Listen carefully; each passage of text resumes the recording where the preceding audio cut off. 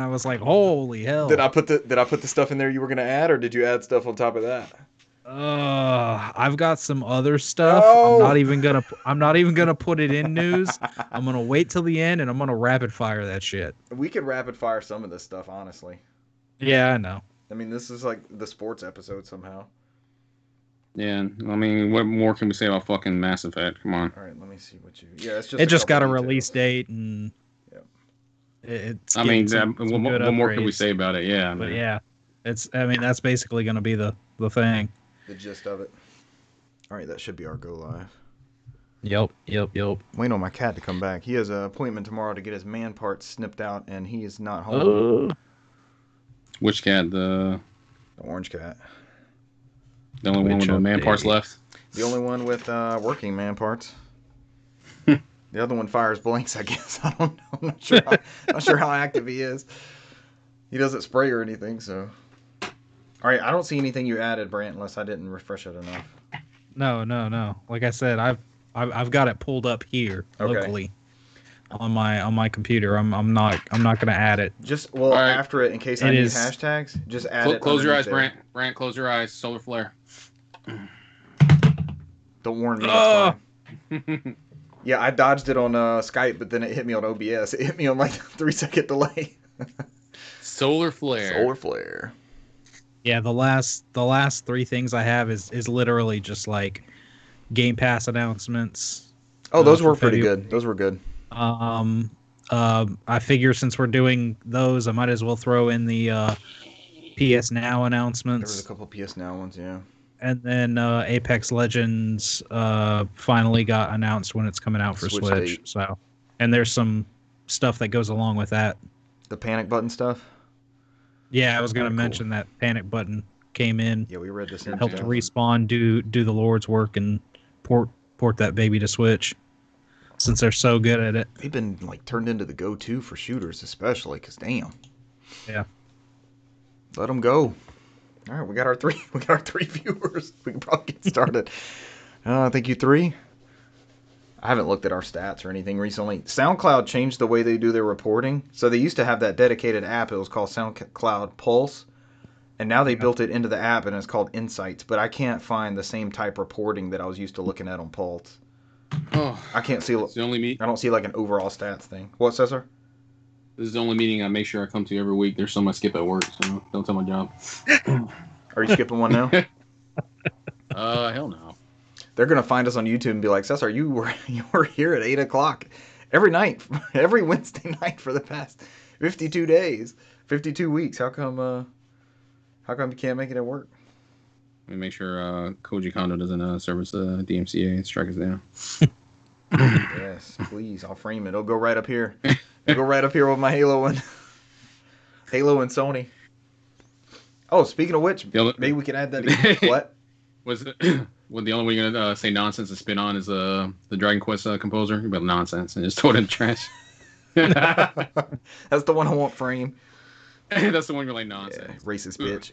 I'll just crumple it up and throw it away. You mean nothing to me. You mean nothing to me. Yeah, the Insights thing is like all time. So now I think last time I showed everybody it was 10,000. We've crossed over 12,000 plays now. So thumbs up, everybody. We're kicking ass and taking names. All right, before we start, Brett, what was your PlayStation numbers for last year? Oh, I didn't even. How do you do it? Do you have to download something on the PlayStation? No, as long as you sign up for it. I can I'll forward it. How do I? Forward it to Brant. PlayStation Ores. So the only one we didn't get was Xbox, the one we used to always get. They were the ones that originally did it, remember? Yeah. And they like, hey, we just showed it to everybody, and just fuck it. And the one we could laugh at me about. Because I didn't think Sony was gonna do one this year, and I was like, oh. And then that came in, and like you told us it was even like usually start of the year. It seems like, but February is kind of deep. Yeah, it was usually in the middle of January, and I was like, oh, I guess they're not doing it. And I was like, whatever. Yeah. And then I just look at mine. I was like, man, I probably need to reevaluate the shit I need to do in my life. So I wasn't gonna that many hours I put in mine. That's you making that call. It's a lot of hours, man. It's you making that call. But then again, we're in a pandemic, so it's usually that's not that high usually. So right. I don't go anywhere. So.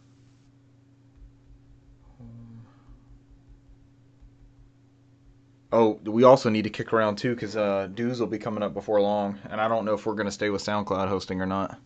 If we can, we do this every year, and we always stay with SoundCloud. I know we do, but I don't want to pay for it again. I paid for all of it last year. I'm gonna let y'all split it this year. We always talked about splitting it up, and we never did. Oh shit! It's all good. I'm just not picking it up this year. I'll let you guys do it if that's the route we're gonna go. I don't think we get a lot from them. Sorry if we're slandering SoundCloud and you're listening as a SoundCloud product. At least this won't be published on SoundCloud in this format. But if we can find a cheaper way to host, I'm not opposed to it. That was just what we came up with when we started the podcast. Brant, if you have any insight, anything you want to try? I don't know if we'll lose our RSS feeds or anything. I don't know how that works either. I don't know. I think we'll already have one, and we'll just quit paying for it in one place, and I'll probably just have to mad dash maybe download everything at one time from them, just to make sure I have source of everything. I mean, what's our other options? I don't know, like Podbean is an option. We can do the RSS hosting ourselves somehow. I just haven't figured out how to do it. I don't think we have to have SoundCloud do it. They are our RSS feed, so that will change. That would mean we have to get everybody to subscribe to something else. I don't know. Yeah, we'll just do SoundCloud. Just pay them. Yeah. What's the fee? It's $130 for the year. Just divided by 3. I still owe you from last year apparently, so I'll do double the fee this year. Okay. So you wanted to do a third of it? Mm-hmm. I'll do 2/3. All right. Y'all good with that? Yeah. Yeah, that's cool. Brant's looking at the computer like he's ready to research another host. When is it? When is it due? I get paid not this Friday, but the next one, and I'll just Apple Pay it to you. It's March something. Can you do Apple Pay? I've never signed up for it. It's linked to if you sign up for Apple Pay and you link it to your debit card, you can transfer to your debit card supposedly. Our bank, last time I checked, had never signed up for Apple Pay. Oh. We use a little close regional bank. I guess I'll just have to give you cash then. We'll figure it out. This is where we got to last time. I was just like, we'll figure it out later. Another day, that's why. I was supposed to give you cash when we went on that trip. Yep. That's why I completely, I guess I forgot about it completely. Yeah, because 800,000 other things were going on. That was like not priority. It never really is. It's just something that rolls around and has to get done every year. When's it due? That's what I'm asking. I'll pay it the next page here. So. Your profile. Is it your? That way I don't wait till the last minute. Let me see. Because I already did my taxes. My taxes should be coming in around about that time also. Isle of Tim Allen. We've had 26 plays on that one. So stupid. I had to watch the video. I was in shambles. So ridiculous. Alright, it's not under subscriptions. Not under... Dude, I saw that Coca-Cola coffee stuff everywhere this week. Hell yeah. Yeah, it finally got around, yeah. So that's all. What'd you think? You finally tried it, right?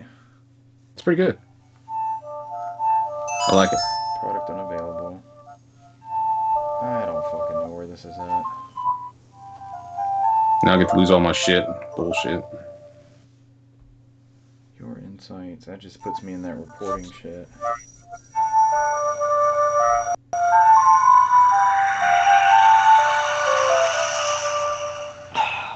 It's gonna be in our email somewhere. I'll look it up. It's coming up soon, right? March or something. We have to do it right. Yeah, I think it's March. We got at least a month. It's just something that I thought about. We'll put it out there. I'll just do it the next 2 weeks so I don't have to worry about it and forget. Brant, so far that's our only dues, is just the podcast hosting. And again, I don't know what we have unlimited storage with them, which is cool. But yeah. That's cool. I still haven't even received my first paycheck yet, so we all haven't. That's a fucking laugher. We're what, 3 years into this shit? We're almost to 150? 145? Yeah, because it'll be like 56. When I was looking at that old games played document, I was also looking at the top 5 list that we made. Brant is one of the listener submissions on like PS1 games or something like that. Yeah. He's listed on listener submissions. All right, early contributor. We'll take this. It's fine. Who messaged me? Cesar messaged me. Wrap up. Yeah, I sent you the thing. You can forward it to Wrap up. Brent. PlayStation. Oh, there's a person at your back door. It is, yes, one chill kitty. Come on in, kitty. You have sowed your last wild oats. His day is nigh. Hopefully he banged everything on the way in. Let's hope so. I need to go with him. It needs to be a 2-for-1 special. Take me. Give us the same drugs. I'll just reach over and hold. You might need a little bit more. I'll just reach over and hold his paw. All right, buddy, let's do this. Together. I don't know. Yeah, if you want to take your chances going to vet, go for it, buddy. Messing with that area. Yeah, probably not a good idea. What would you go to a vet for services for? I would rather bring him with me to a human doctor. So. People doctor. Yep. Maybe a hair treatment, maybe like a flea bath. I would get a flea bath at a vet, maybe. Yeah. That's the only treatment I would get. Or nail clipping, grooming. Yeah, haircut. Yep. That's it. I'll do a haircut. What the fuck? That's the fucking code. God. You need the guide, Cesar? I have a guide somewhere. No, I have a guide right here in my in the start menu. It's one of the quality of life upgrades. Mm-hmm. 14. Which is actually pretty good because I can fucking watch the Shikai Stone and it shows me the fucking video on what to do. Oh, that's nice. It's like watching a fucking YouTube video. It's like, yeah, go here. That's what Sony. Do that's this. what Sony copied for PS5. Exactly. You know, Sony's never original. So whatever people I say. actually got it from Stadia. Stadia just stole judgment from PC people. That's all. All right, here we go. We're gonna fire everything up. Pull up my shoes. Ooh, let's do it. Let's go. Oh God, excuse me. Yeah, get that out. I have to edit that on the recording. I'm doing the same. Ah! That too. What the fuck? I had to clear my throat. It's perfectly normal. It's just Cesar's pre-podcast. Screams. Yeah, noises. He's gotta get the jitters out. My nonsense. Oh shit! I forgot to do the time thing. Now I'm fucked. Perfect lead in. Ladies and gentlemen, welcome to episode 145 of the NOFODcast. We are no outside food or drink, the Southeast premier video game podcast. Brant put way too much news in today's list. We have 2020 is looking like a do what? Said you son of a bitch. Calling you Half out. of it was me. Yeah, I put like 5 in there. 2020 is looking like a home run. Not so sure about that. Jackie Robinson edition in parentheses. This is actually good news. Midway's MLB Jam emerges from its 1996 bullpen. EA brings back Saturdays in the fall for next gen. We'll pat on the back for myself for that one. Judgment upgrade announced. Stadia puts one foot in the grave. Who didn't see this coming? Mass Effect Legendary Edition updates and release. Update maybe? Ending on release is just weird. Yeah. That's just me. A Nintendo sales figures update. We can gloss over that quickly. GoldenEye 360 is out and playable. I watched a video of it today. And Gearbox magically moves to Embracer Group via Randy Pitchford's Dark Magic. I'm Richard Bergman, joined by fellow Dark Magician Brant McKee. Hell yeah, I'm Dark Magician. And the Dark Magician's apprentice, Cesar Concepcion II. I placed one card face down in the field. I was hoping for the dun dun dun dun dun dun dun, the Fantasia thing. I was hoping for the dancing broomsticks and mops and everything. I know you were going for it, but I went ahead and just went with the Yu-Gi-Oh route. So Yep. It only had 2 that, paths. sir. There were only 2 outcomes. It was Yu-Gi-Oh or Fantasia. Mm-hmm. Fantasia still holds up. We stumbled onto it on does. Disney Plus, and all the various versions are still pretty damn good. It holds up. As it should. They make one, every like 10 or 15 years, it seems like? Something. You had Fantasia and then you have Fantasia 2000. That is not accurate. So it's not a procedural thing. It is like whenever they feel like it. We could use one now, especially as like a Disney Plus drum up subscriptions. I could see that being a big thing. A lot of the Fantasia heads out there. Yeah, because Fantasia came out in 1940. Oof. And then the next one was Fantasia 2000. That came out in 1999. So that debunks your every 10 years. So we have to wait. Every half decade, every half century. What is that, 38 more years we have to wait for a new Fantasia? Yeah. I'll be watching it with... Oh, dear God. Might be watching it with grandkids. Yeah. Oh, time flies. It's got dark. Now I'm the Dark Apprentice that came full circle. All right, let's find out about that 2021 home run story. What could that be referencing? This is actually exciting news. It's very strange, but it's very exciting news. MLB The Show is coming to both PlayStation and Xbox consoles on April 20th. It is coming to Xbox One, which I didn't know. I thought it was only Series X and S, as well as PS4 and PS5. And they will be cross-save, cross-platform progression, and online multiplayer between PlayStation and Xbox consoles. We also got to see Fernando Tatis Jr., one of the most exciting players in baseball, as the cover athlete. How strange is it seeing the PlayStation Studios logo on the front of that Xbox cover? None whatsoever.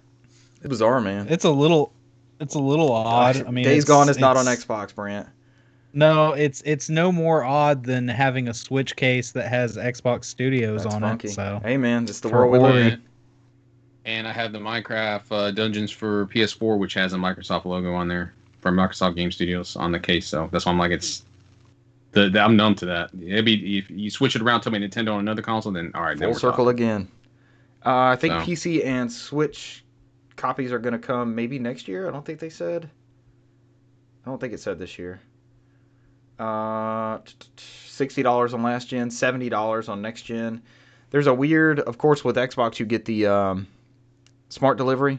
There's a weird thing with the PS4, PS5 ones. They seem to be locked to that console unless you get the Jackie Robinson edition, which was announced later on, which Brant put the second story in there, which is $85, and that will give you a physical copy of the PS4 game with a digital copy of the PS5 game. So I'm not really sure how the unlock is going to work with that. I don't think they've elaborated yet. If you have to have your disc in for it to recognize it, that sort of thing. That makes sense to me, but this is kind of another one of those examples of smart delivery shining. Yeah.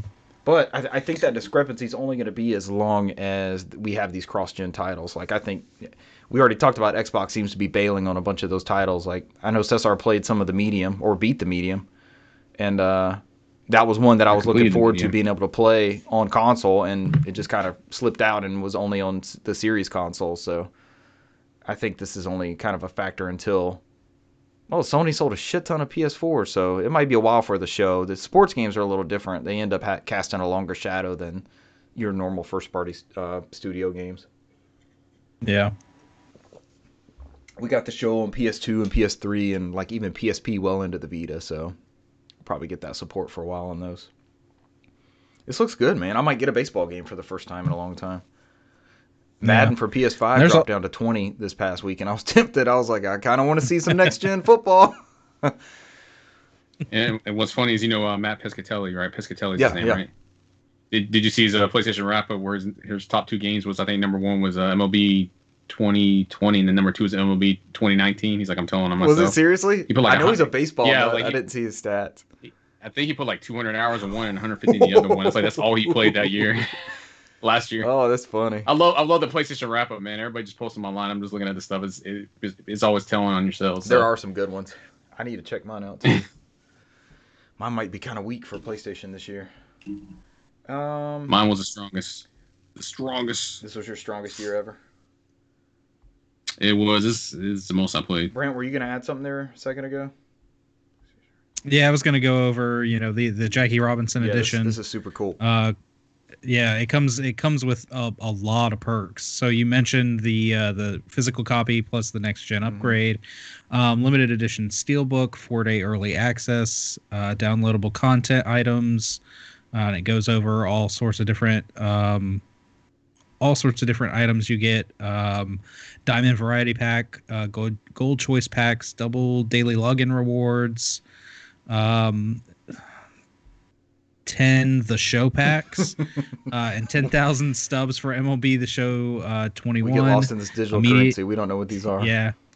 immediate access to digital Jackie Robinson bat skin, and then there's actually the deluxe digital edition at $99.99, which also comes with, let's see, it looks like all the same except for the 10,000 stubs of MLB Show has been upgraded to Pay for your stubs. 25,000.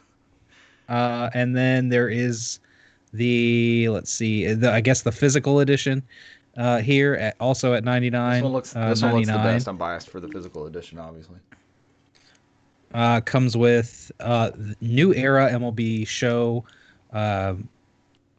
950 Jackie Robinson Deluxe Edition cap, along with, it looks like all the other things we've mentioned before with the addition of a digital new era cap also available in game. So, but it's very, very cool that they have all these and giving showing Jackie Robinson some love. Yep. And they did say a $1 out of that $100 SKU will go to the Jackie Robinson Foundation as well. Mm-hmm. So very cool. We've got a lot of players to honor, but he's definitely at the top of that list. So that's a great homage. Yeah. Homage, is that the right word for that? That's what came to mind. All right, there's your MLB The Show 21 is available for pre-order at various retailers. I'll take this one. I threw this in there, this news story last minute, since this is the sports episode, apparently.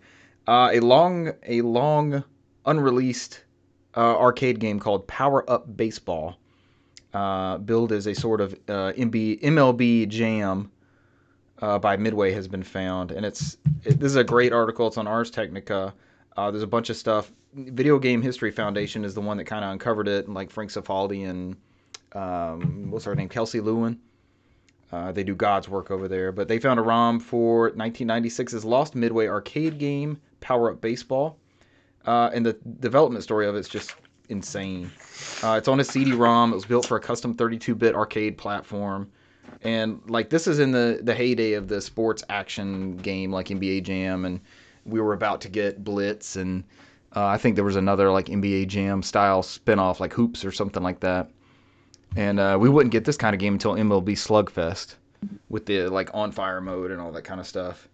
With the overly buff people. Yeah, heaving steroid ridden character models. That was a 2K one, right? What's that? Bigs. Oh, the Bigs, yeah. That was a 2K one. Yeah. It had Prince Fielder on the cover, the last one that I remember. Apparently, one of the reasons it didn't really work that well and never was released was because it used the trackball behind Golden Tee. So they were trying to design the baseball game around that trackball style interface, and it wasn't that hot. So we've talked about these arcade one-up cabinets. This would be a cool add-on thing for somebody to just dump that ROM on there. And it seems like from all the screenshots and stuff, because Midway was based in Chicago, it seems like it's just the White Sox and the Cubs that were actually integrated into the ROM as playable teams. But you still had like some random people and stuff like that. Oh, and there was another team in there. It looks like the Rangers. Maybe it was complete. I don't know. Maybe we'll have but I don't even know what you would play it on. It's a system that's not even. You can't even play anything. I think they said you can put it on MAME or something like that, or arcade simulator. Some sort of core runs it. Somebody has to like configure it. They haven't done it yet. Really cool discovery though. I love when shit like this happens because I never even heard about this game. I guess this came off the heels of that Midway. Have y'all heard of that Insert Coin documentary? I've been wanting to watch that and haven't gotten around to it. No, I haven't seen it yet. It's about Midway and Mortal Kombat and such. Moving on, or we'll be stuck in news forever. As we should. Who wants to take NCAA football is coming back? I guess that's the news. We can. So from The Verge, all it is that EA made an announcement that college football is coming back. It's in the early stages. It will now be out this year. And they're working with a collegiate licensing company as well as a licensing partner for many schools to secure the use of over 100 teams in FBS, including stadiums, mascots, uniforms used by these institutions. They will not be using any player likeness whatsoever. Which they never seem to. Didn't they just throw the name of the player in the back of the jersey sometimes, or was that edited manually? I can't remember. So they would pick a pro for the cover who had just come out of college. So that's how you always got like RG3 and Matt Ryan on the cover of one, and Tebow. Do what? Tebow. Yeah, Tebow was on NCAA 11. I've never been a big sim football fan, but I was always if I leaned towards one of them, it was the college game. It played better to me. That's what I grew up going to, so I like the pageantry and like all the stuff they would add to it. Like you'd hear the actual fight songs and stuff like that. So it's very exciting that NCAA is coming back. The same Matt Piscatella that Cesar was mentioning, it's like the number 4 franchise, best-selling franchise in the past 30 years or something like that, or all-time video game sales. It was like 2013 was the last one? Yeah. Well, it was called 2014, but it came out in 2013. Yeah, because I think the next one was canceled after that lawsuit, right? I think the players sued them because they were saying that the likeness was used. Yep. They paid that $40 million. To NCAA. We missed whole generation never got a college football game. And that's been an institution from like, Super Nintendo Genesis days? I don't know. It's been so long I can't think about it anymore. This news got Xbox 360 trending on Twitter because people were saying they could finally retire their copy of NCAA Football 14, the super expensive one. I saw it one time at a thrift store and didn't pick it up because I was like, I don't need this. I literally picked it up and was holding into it. It was $5 and I was like, nah, I don't need this. I didn't do that with my copy Marvel vs. Capcom for Xbox, so. It's become sort of a holy grail at this point. All right, moving on. That's good stuff. We're also getting a next-gen version of Judgment. It's coming to PS5, Xbox Series, and Stadia on April 23rd. This comes from Gamatsu. It's going to be $40. The re-release will feature a 60 frames per second frame rate, improved load times, and all previously released DLC. Physical edition will be available for PS5 and Xbox Series in the West, and for PS5 in Japan and Asia. Here's an overview of the game from Sega. Judgment takes advantage of the new hardware with refined visuals and 60 frames per second, along with improved load times, and includes all previously downloaded content on all these 3 platforms, which is what Sal already summarized for us in his article. Mm-hmm. So if you've not played Judgment, I think it was high on Michael's list a year or 2 ago. Cesar, I think you also enjoyed it. I did. Brant, I don't know if you've played Judgment. I have not. $40. Yeah, seems like a good ask. The biggest thing from this was that they did announce that there is no upgrade path to next gen if you've already purchased the original game. You will have to start new and shiny. And I think this was part of the Stadia's plan when they were saying after that next story, where they were talking about getting deeper with third party because PC skipped this release, and a lot of people were asking why. And you notice that the original Xbox One skipped this release as well. So they kept it strictly to next gen. I think Stadia paid that money to lock it down to play it on something that's current, because a lot of people don't have PS5 and Xbox One Series X's. So you think they're starting to delve into that like next gen licensing? I think this is one of their moves they were talking about after they made that announcement that they were going to go more into third party, and I think this was one of them. Because it's weird that they wouldn't release it on the original Xbox or PC. I think they paid that money. It's like, hey, you don't have the new console, you can play it on Stadia on PC or anywhere else. So yeah. I think that's what it's going to end up being. We'll see when it comes out, and we'll see some advertisement for it. If they advertise heavily for it, I think that's what happened. So it's probably whatever deal they made with Sega so they can get those Yakuza games over to Stadia. It's probably something they did. So game rights can be tricky. I remember a bunch of drama with like Tetris. Tetris kind of the famous one. Like Spectrum Holobyte sold the license for a handheld version and for a console version and for a PC version, and they started going at each other's throats when they were cannibalizing sales. Interestingly, the licensing agreement to bring that game to the West was signed on my birthday, my exact birthday. So, and then they handed you a copy of a Tengen copy on the block. I was part of the trade agreement. There you go. I got the Tengen in the black NES case. Yeah. Cesar, you want to elaborate on that Stadia? I can. I won't even look at the art. There's just too many jokes coming from this. Yeah, so was it Phil Harrison, the Killer Dreams? No, there's one of them. We're off to a He's good start. came out and basically said that they are ceasing development of all internal studios. They are gonna try to find a place for 150 employees. There's no guarantees. Try to integrate them somewhere within the company, but that's not going to turn out well because a lot of those people are for game development, and there's not much game development going on in Google. So there's only so many people who will do what Google normally does. So, Jade Raymond already left the studio. Yeah, she already has. She already has an opportunity somewhere. Yeah, she went to pursue other opportunities. And all they basically said was that they weren't giving up on the platform. The two things came out of it was that they were going to go more heavier on third-party game deals, basically exclusive deals, which I think this Judgment was. Which is all they've done so far. So if you're in the Stadia ecosystem, the only thing you're missing out on as of yet is those first-party, exclusive titles that you were gonna see. They missed a big opportunity. Well, I mean, it was too late for Cyberpunk because they had a Microsoft deal, but Cyberpunk would have been a good one for Stadia. And it was a good example of the tech and everything. Yeah. And then they could have bought them more time before they put it on the PS4 and Xbox and make it run better. So, but the same here, there's lost opportunities. Outside of that, the next thing they came out with is, I lost my train of thought. So the first one was third party, and then the second thing was that they were going to start offering their tech platform to other publishers. So they're trying to help other developers or publishers get into the cloud gaming. How does that? And is that going to be under the Stadia umbrella? Like, that's the part that was confusing to me. Are they just sharing the tech they developed, or? You got Microsoft that already has their Zero tech. They could go to Sony, they can go to Nintendo, like, hey, you can go to these publishers and somehow integrate this tech into your product and do cloud gaming on your device. Do you think Stadia? This will work really well with Nintendo. Do you think Stadia is further along than Gaikai and whatever Sony's developed Gaikai into since then? I don't know. I mean, they haven't really done much with Gaikai anymore, so. My experience with Stadia was flawless. I really liked the tech. I didn't like the platform behind it. And then there's not much. They don't add much PS3 games anymore to that service anyway. So whatever they do add to the PS Now is PS4, and that's downloadable to the console. So I mean, you can stream it, but I mean, I think I think most people download that.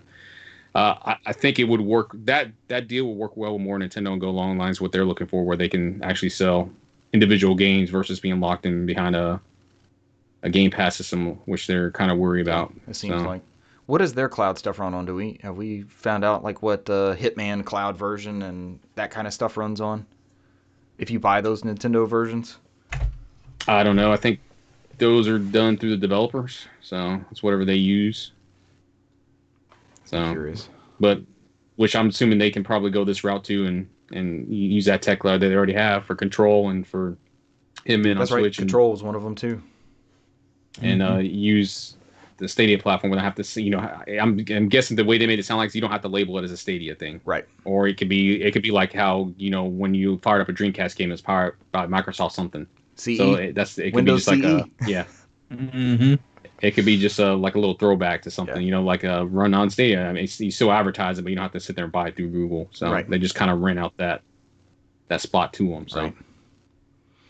It's weird, man. Which makes sense because that stuff is super expensive, so it's easier if you can go to another company and do it like that if that's what they want to do with it. So it seems like we were just seeing that whole press conference where they had the and Frank Cifaldi again. He mentioned putting together that demo display thing where they had like the Power Glove and they had Atari on ET and they had the Dreamcast. Like they had these when they had their big unveiling. They had these. It was like a museum, like a little gaming museum that Stadia had them build.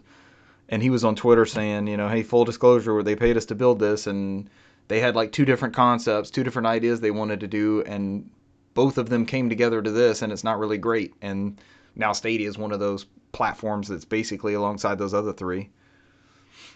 Again, I think it works if you're... I don't know who it's for, and I don't think they could figure out who it's for. They're going to continue with the $10 Stadia Pro subscription service. Yep. Yeah, all that stuff's staying the same. They're just losing their. So basically, they're losing their first party, whatever that was going to be, and we never even got to find out what that was. So that's maybe it'll be a Jason Schreier piece in 6 months or 4 years. We'll get a cool video, or maybe they let Jade Raymond leave with her concept and go take that somewhere else, since there's a lot of work put behind it. Well, maybe we'll find that story out at some time. No, I think the biggest thing from that article, I think somebody posted something on Twitter about it where they heard that the development process at Google was worse than Amazon. So they basically, with those first party studios, they came up to them, was like, you have 150 people to make games, and Google didn't want to bring any more of the resources to help. So they're like, this is what you have, this is what you work with, and I think that caused a lot of stagnation in their game development, and it just came to the point where they were probably bleeding money, and they just didn't want to spend any more money into that first party. We all know it takes time. When Microsoft's been buying people for like, 3 or 4 years now. We started seeing all those big acquisitions at E3. None of those have come to fruition yet. None of them. Mm-hmm. So that shit takes time, and if you're not willing to invest in it, and we talked about this when we first started talking about Stadia, they don't seem to be willing to invest in anything. There's a reason we're not recording this on Google Hangouts.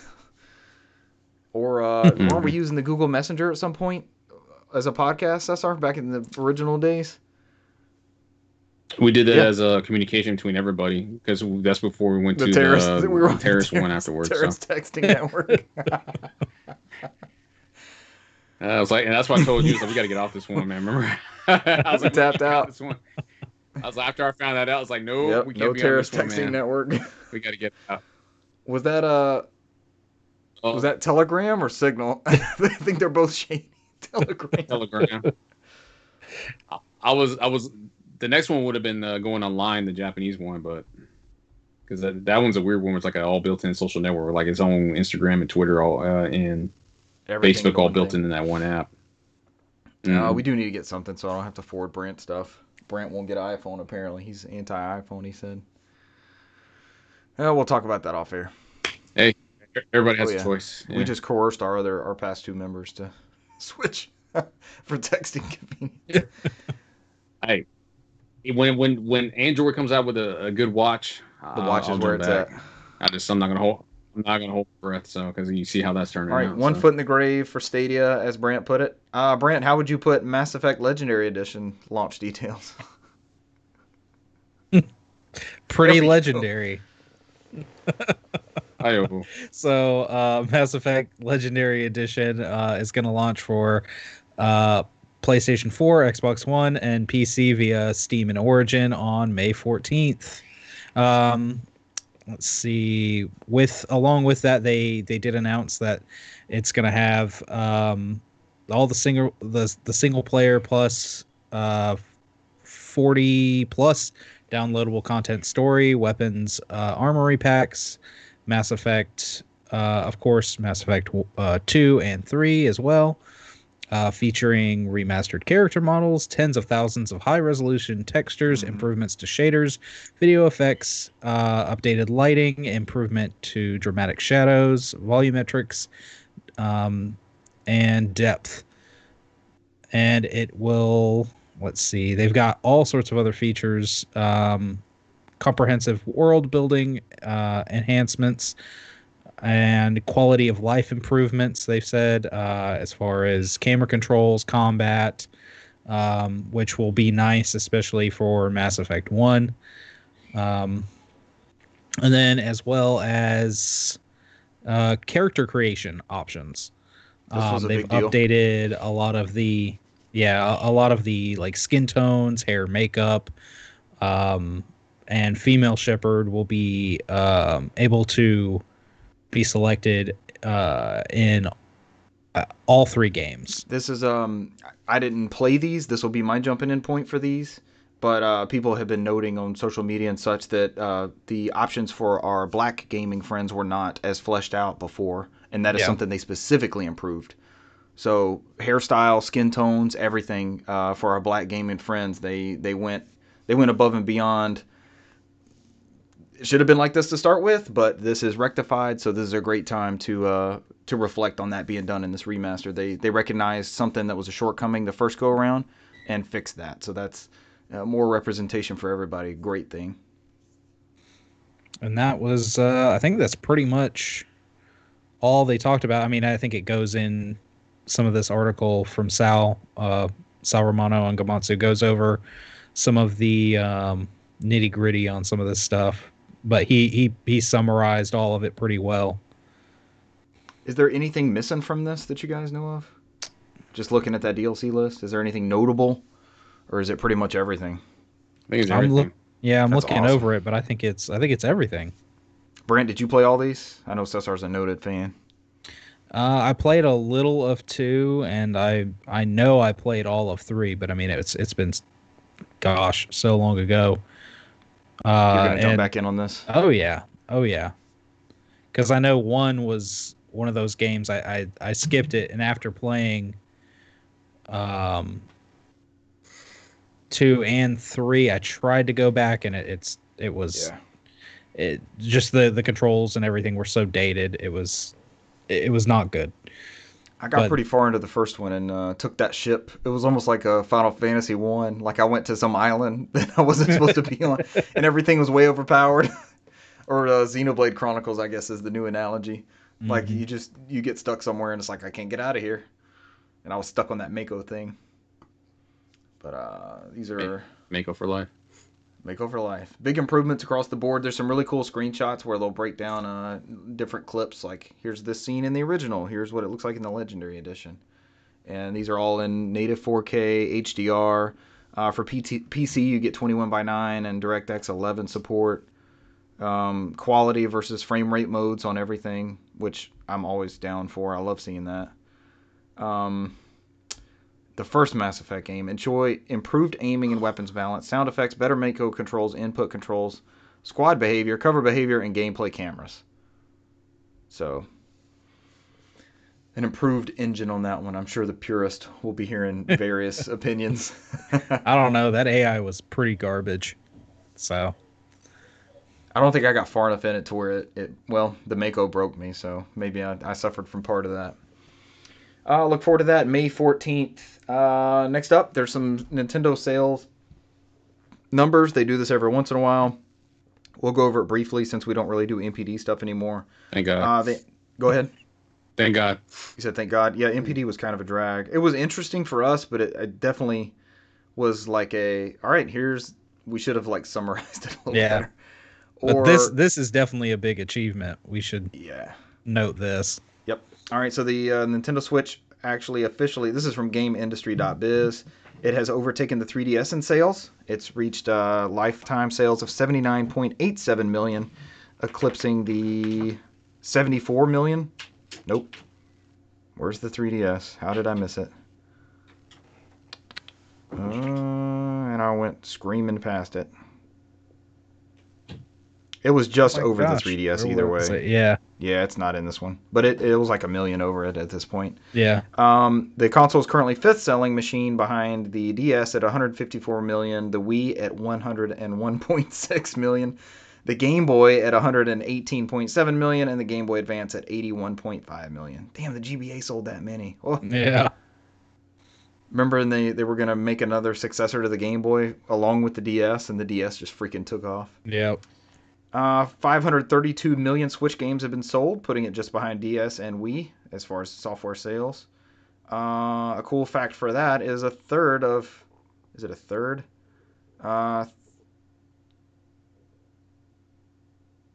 Nope, they don't have the actual numbers for Mario Kart. I pulled the wrong freaking article. I read a way better article. Mario Kart is still the best-selling Switch game. It has an attach rate of, I want to say it's like 40-something%. Yeah. It's crazy. And like right behind it is Animal Crossing. And Animal Crossing just came out this last year. It's already sold 31 million copies. Now, to be a player's choice or a Nintendo like top seller back in the day, you had to sell 1 million copies. I'm ready for us to start getting some of these games for like $20-$30, you know? Yeah, it'd be nice. Yep. Mario Kart Deluxe, there it is, 33.4 million units. So into 79, 80, basically 80 million. You have almost a 50% attach rate. It's like 42%. Other key games over the last 9 months included Super Mario 3D All-Stars, which sold 8.32 million. Paper Mario: The Origami King at 3.05 million. Pikmin 3 at 1.94. Mario Kart Live Home Circuit at 1.08 million. Ring Fit Adventure, 5.95 million units, giving it 8.68 million overall. These points are killing me. Nintendo says that there have been 29 titles which have sold over 1 million units on Switch during this fiscal year so far. Oh, they're doing okay. Nintendo is doing just fine. They are still top of MPD consoles, right? Since we haven't gone over that. Have they dropped? Yeah. They haven't dropped They're them. outselling everybody. They have not dropped, yeah. Selling like hotcakes. At least they're not hard to find anymore. And Ring Fit and all that, it seems like all that stuff's not selling out as fast as it was. I can still see them everywhere. And the Game & Watches weren't the craze that I think they thought it was going to be. That was in another article, but I didn't see what that one was. But it still sold well, so hopefully we see a Zelda one this year. Fingers crossed. It'd be nice. Please give us a Zelda one. Next up, GoldenEye 007 Remaster. I'll cover this since I watched a bunch of it be played. So there was a long rumored. That's not long rumored. The group. Where's the exact name? I think it's got like 4J Studios. They ended up doing the port of Perfect Dark to the original Xbox 360, which now is available for Xbox One, Xbox Series X. You know, it just kind of continues. You can play that on just about every Xbox console at this point, outside of the first one. Before that, they were working on a GoldenEye port, and they had it all ready to go. And I don't know what the actual... I've heard Nintendo had cold feet about it, but they didn't really have anything to do with it. Anyways, what I did not know... All right, it was canceled. I'm stumbling through this. It was canceled. Someone got a copy of it, and it is playable. And I watched a playthrough of it today, partial playthrough of it today on Digital Foundry's YouTube channel, so you can check that out there. The coolest thing that I did find out today is it has a graphics. You can switch in between the original 64 graphics and the new one, kind of like you can in the Halo 1 and 2 Anniversary collections. So that was really cool watching that. And they did a great job, man. This game was done. It actually looked like Pierce Brosnan. It was all the same moments. It had modern controls. They didn't play much. They tightened up those graphics. They tightened up those graphics. They didn't play any multiplayer because it was just John Linneman playing. But the whole local co-op is there. I've read somebody since then has not been able to get the system link to work, but I don't know if they know what's happening. I would love to get a modded Xbox and burn this ISO and run it. That would be cool as hell. John was not actually playing it on actual hardware. He was playing on a 360 emulator, and it just, man, it looked and ran great. This definitely would be one of the preferred ways to play this now, but super cool that this is uncovered. That's our second Ars Technica game discovery article of the week. So look forward to more next week, hopefully. Their subtitle says, "It's real and it's spectacular." But definitely check it out. John Linneman at Digital Foundry, Dark 1X. He's like super into the nuts and bolts and tech behind a bunch of these games and engines and such. So he definitely gave a really good comprehensive playthrough of what he was doing with GoldenEye. It's definitely worth a watch. Highly recommend. Would you guys be down for some 360 GoldenEye? Hell yeah. Never played. Yep, I'm going to get Cesar on a stream to play GoldenEye at some point. To play the campaign is so good. It had so many cool moments in it. Yeah. I think I got a copy of the bullshit version on PS3 and Wii. We're not going to discuss this. We don't talk about this. Maybe 360. I might have all the trifecta of the bullshit versions. I saw somebody showed the Wii when you can take Daniel Craig by the window or by the mirror and you can see his reflection like moving back and forth like you move the Wii remote and everything. And you can't do that in Cyberpunk. So somebody was saying this is the superior game because you can see Daniel Craig in the window or in the mirror. That's all it takes to make it a superior game. Superior technology. That's what it takes, right? That's it. That's all we need. All right, Devil's in the details. It's all, the devil's in the details. The last news story before Brant's rapid fire news. Cesar, you want to grab this one about our friend of the show, Randy? Randy, do we want to tie ourselves to Randy Pitchford? No, all it is that the Embracer Group worked out a deal to merge with Gearbox. Mm-hmm. Was it 1.3 billion? 363 million. To me, that was way undervalued. I didn't understand that part. Yeah, I have to look at it again. The day one purchase says 363 million. You think there's some sort of incentive at the end of it? I think it's 1.3 billion. I think 336 was the cash up front, and everything else was done in stocks. Okay. If I remember correctly. And this, of course, read that Embracer right. Group. We've had various stories about groups that they purchased, but this is like THQ Nordic on the face. But they have a Embracer Group behind them. Who would have thought THQ would end up being like one of the biggest publishers ever 3 years ago? Who would have thought that? Yeah, this is all from Engadget. They also mentioned that Aspire Media got bought out and absorbed into Saber Interactive as well. That's a huge part of the deal. I remember them from like Mac games back in the day. Like they were porting a ton of stuff from PC to Mac on those early OS X machines. They were also part of all the recent Star Wars games on the PS4 and Xbox One also. So, like the Pod Racing and Jedi Knight Academy. Yep. They were also responsible for those. So. I'm happy to highlight, especially on our little platform that we have here, these groups who like make it God's work to who wants to play Pod Racer, but we've all bought Pod Racer at this point. So and they do God's work in making those games that aren't available anymore readily. Again, we probably have copies of that old shit, but they make it available for people to play on new platforms and not have that barrier of getting a CRT and N64 and all that shit. Yeah, it plays pretty well on PS4 at least. Here it goes. This is from Gematsu. The transactions worth up to 1.3 billion. Okay, I was about to say that 363 number is way undervalued. I would have thought. No, for all they come with. I think that was the money up front. Day one. That's why they're reporting it as day one. Yeah. Everything else is sold as stock. Outside of that, they said that Randy Pitchford will continue to be the CEO and run Gearbox. Pitchford and the company's employees will become significant shareholders in Embracer Group. I think that's where a majority of the money's coming from the shareholders. So maybe that is a good thing for Gearbox employees. Well, I mean that makes it easier for yeah, because what they were just making deals with 2K and it was like Borderlands, and they were having issues with the Duke Nukem licensing because 3D Realms was trying to take them to court about getting that back, even though that was actually sold to them originally. Yep. So they were running into these little issues here and there. We talked about Aspire, and the other one was Gematsu also talked about was Easy Brain, and Embracer Group also bought Easy Brain that night as well, and that was a mobile game developer. I think that one was.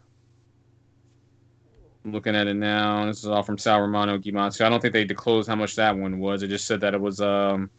They did titles that with 750 million installs to date and 12 million daily active users over 15 live games currently. All right, here we go. And apparently, this means we're going to get a new Brothers in Arms. This is all I ever wanted. Yeah, it's a good ass series. I mean, they're gearing up to be a big third party publisher, and I mean they turn a profit on these AA games. I don't think they've done a AAA game yet, so but they turn a profit on these AA games. So, I think they'll probably with their own. The only one I can think of that might be I don't know if I think Mutant was it that Biomutant would be considered AAA. Even though there's been a long development, but I want it to be. I've got it pre-ordered still. It's probably AA also. Yeah. So, I mean, I'm sure they'd love to turn it into a big franchise. Yeah, but I think at this point Gearbox is probably their first studio they got that can actually do AAA titles.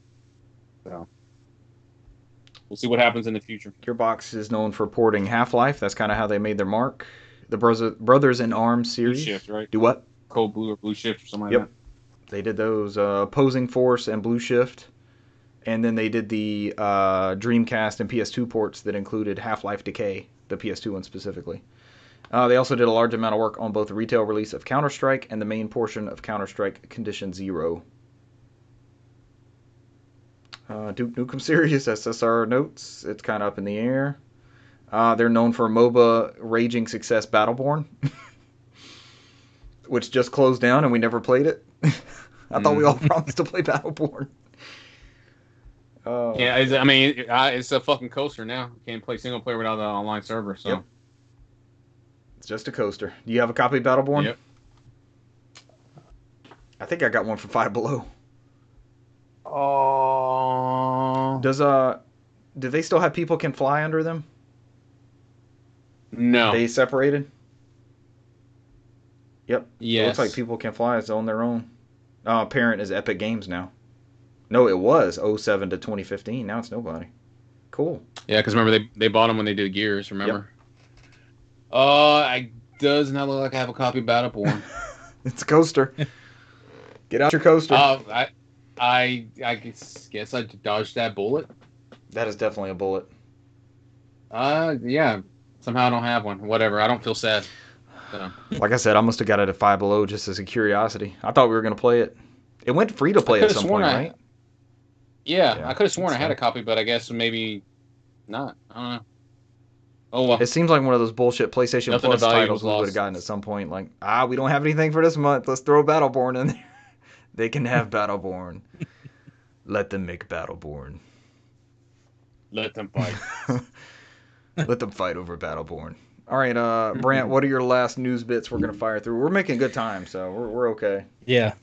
The greatest time of all time. It's Brant's rapid fire. Pew, pew, pew. Brant's rapid fire. Hopefully it's better. Yeah, come on, Animal Crossing correspondent, do something. Hey, there's a rumored spring update. Let's hear it. I know you got the... Let's go.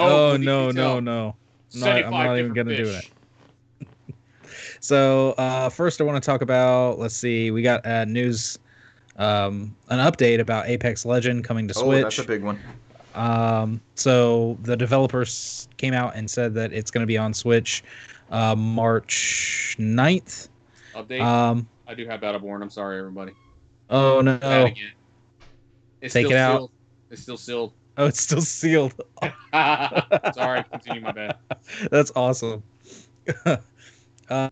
Which, let's see, they go on later to say that that it's the release date shouldn't be that big of a deal, but by that point they would already be in season 8 of their next event, and so in order to kind of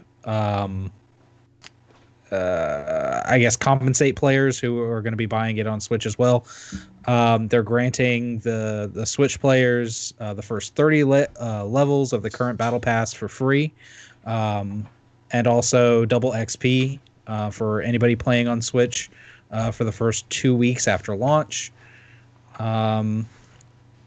Of course, they'll have crossplay and all seasonal content for this version as well. And really the only other thing of note was that Respawn had Panic Button come in and help them get this. Titanfall 3. Let's go. had them come in and help with this port, considering Panic Button is just amazing. They're so awesome with their ports to Switch. Yeah. They do so good. So that was definitely a good choice on their port to get them involved. That is they have gotten games, specifically those Doom titles and Wolfenstein titles on Switch running that have no business running on that hardware.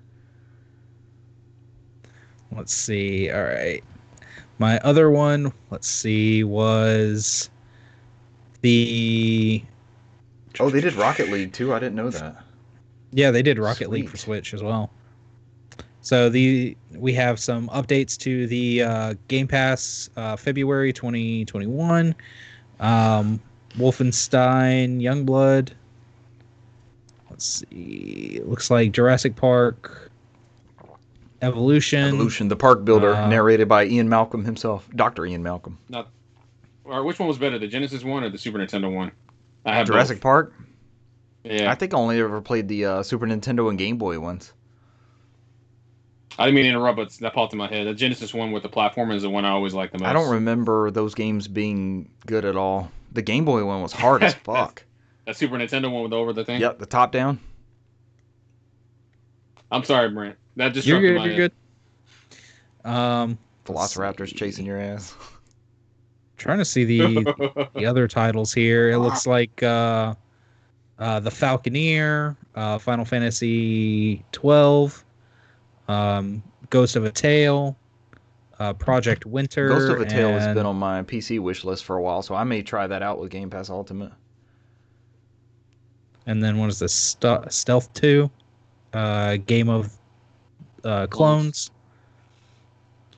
And it looks like Wolfenstein is cloud. Jurassic World's cloud and console for stealth, and cloud console and PC for Project Winter, cloud console PC for the Falconer. Cloud meaning we can play it on phones? Yes. Yes. Android, right? Yeah. PC and console for Final Fantasy 12, and Ghost of a Tale is only PC. Should be getting some news about that iOS cloud streaming thing pretty soon. They said early 2021, so hopefully that's still in the works. I wanted to update you, Richard. I updated everybody. I do have a copy of Battleborn. It's still sealed, and it's right next to my copy of Fallout 76, which is also sealed. Perfect. That's alphabetical. Yep, where they belong. I'm glad you have no Call of Duties on PS4 to slot in between those two titles. The sad thing is I have every Call of Duty. Or Doom. I got almost a whole shelf of Call of Duty. There's been a bunch. 2013 to 2020, right? Yep, I got the Ghost ones that me and you were excited about that I didn't get past the first level. Yep, I waited. The whole world shifted on me, and then that was it. I was like, nope, I'm done with this game. And then somehow I got Call of Duty Zombie Chronicles Edition for some of these games I don't even know I had. Black Ops 3. All right, that's This weird. checks out. All right, Brant, any more news? One more. We have... Finish it up, Brant. Talk about that Animal Crossing. Let's go. Panic button did not work on that. You say that? You say that, and there's literally like an ad for like, I guess, something about Animal Crossing in the corner of this website I'm on looking at this. But my last one is the games updates coming for PlayStation Now. So we've got Detroit Becoming Human, Darksiders Genesis, Little Nightmares, Hotline Miami 2, wrong number, WWE 2K Battlegrounds, which will be available from now until August. What was this? 2nd. What was this? I don't even remember. I remember us talking about it. I have no clue what it actually is. That's the weird one. That's like the weird, overly cartoony looking one. It was like their attempt at doing like that. Their Super Nintendo days ones. Like I was super excited about, like with Doink the Clown and all that kind of stuff. It's like over the top bullshit. Did it land? Did it hit I bought a copy. I haven't played it yet. I think it was like $12 on Amazon over Christmas, and I was like, $12. I bought worse things. I bought Battleborn, but you know, so I was like, I'll buy it for $12. I'll eventually get to it. I'll let you know how it plays. And then the very last one, it would be Call of Duty Black Ops 3, which would be available from now until April 29th. They're giving that away on everything, it seems. Didn't we get that as like the PlayStation Plus PS5 games of some build of that? We did when Sony was at E3. I think that was the one where they did the weird set pieces where they moved to different auditoriums, and they were like, "Oh, you get Black Ops 3, PlayStation Plus." So, great updates, Brant. Well done. Yeah, good job. Is that it for news? That's it. The only thing we're missing out on is some Animal Crossing. 15 minutes. We're never missing out on Animal Crossing. I haven't played my Animal Crossing in like months. My kids are asking about everybody it. on your island's dead. It's gonna happen. I'm scared if I fire that up and go on the island, it'd be like Pathological 3. It'd be like a horror film or something like that. So. Roaches coming after you and shit. I might fucking play that. I play the shit out of the horror game. Yeah. That would be something if you leave it for months and months, and then like all your villagers, they've turned cannibalistic and started eating each other and wearing each other's skin and shit. Damn, man, you took it there. What the fuck? It's like a weird cult kind of thing, almost like Resident Evil 4. You got people with pitchforks and chainsaws coming after you. And the weird whatever the hell they're speaking. Was it Spanish? Did we determine there was Spanish? I think it was. Yeah, it's a weird Spanish or Portuguese or something. Or are they like the ganado? I think it is a ganado. You're right. Garando. It had a. I tell the story so many times. I just know I got to that point where I was in the fucking castle and they kept taking the president's daughter. Save me as I get destroyed by zombies trying to get to her, and I can never fire get this that up point. for a stream. Load your save profile, and I will stay with you with a guide, and we will beat it together, and we will stream it. There's only two Resident Evil games. There's only two Resident Evil games I haven't beaten. I haven't beaten 4. I haven't beaten 6. That's it. Everything else has been beaten. That is the only one I've ever beaten. Yeah, probably same. 4. It's the only one I've beaten multiple times. I've beaten every iteration of 0, every iteration of 1, every iteration of 2, 3. You can have my save profile on GameCube where you walk out the door and the chainsaw guy's right there. I think I sent Brant a video when Brant had me hook up my GameCube a couple weeks ago. That's just me I'll be screaming on the stream like, yeah. That's what I like a challenge as I get gunned down. So I'm like, chainsaw down. Oh. Come at me. I get this. I walk this off.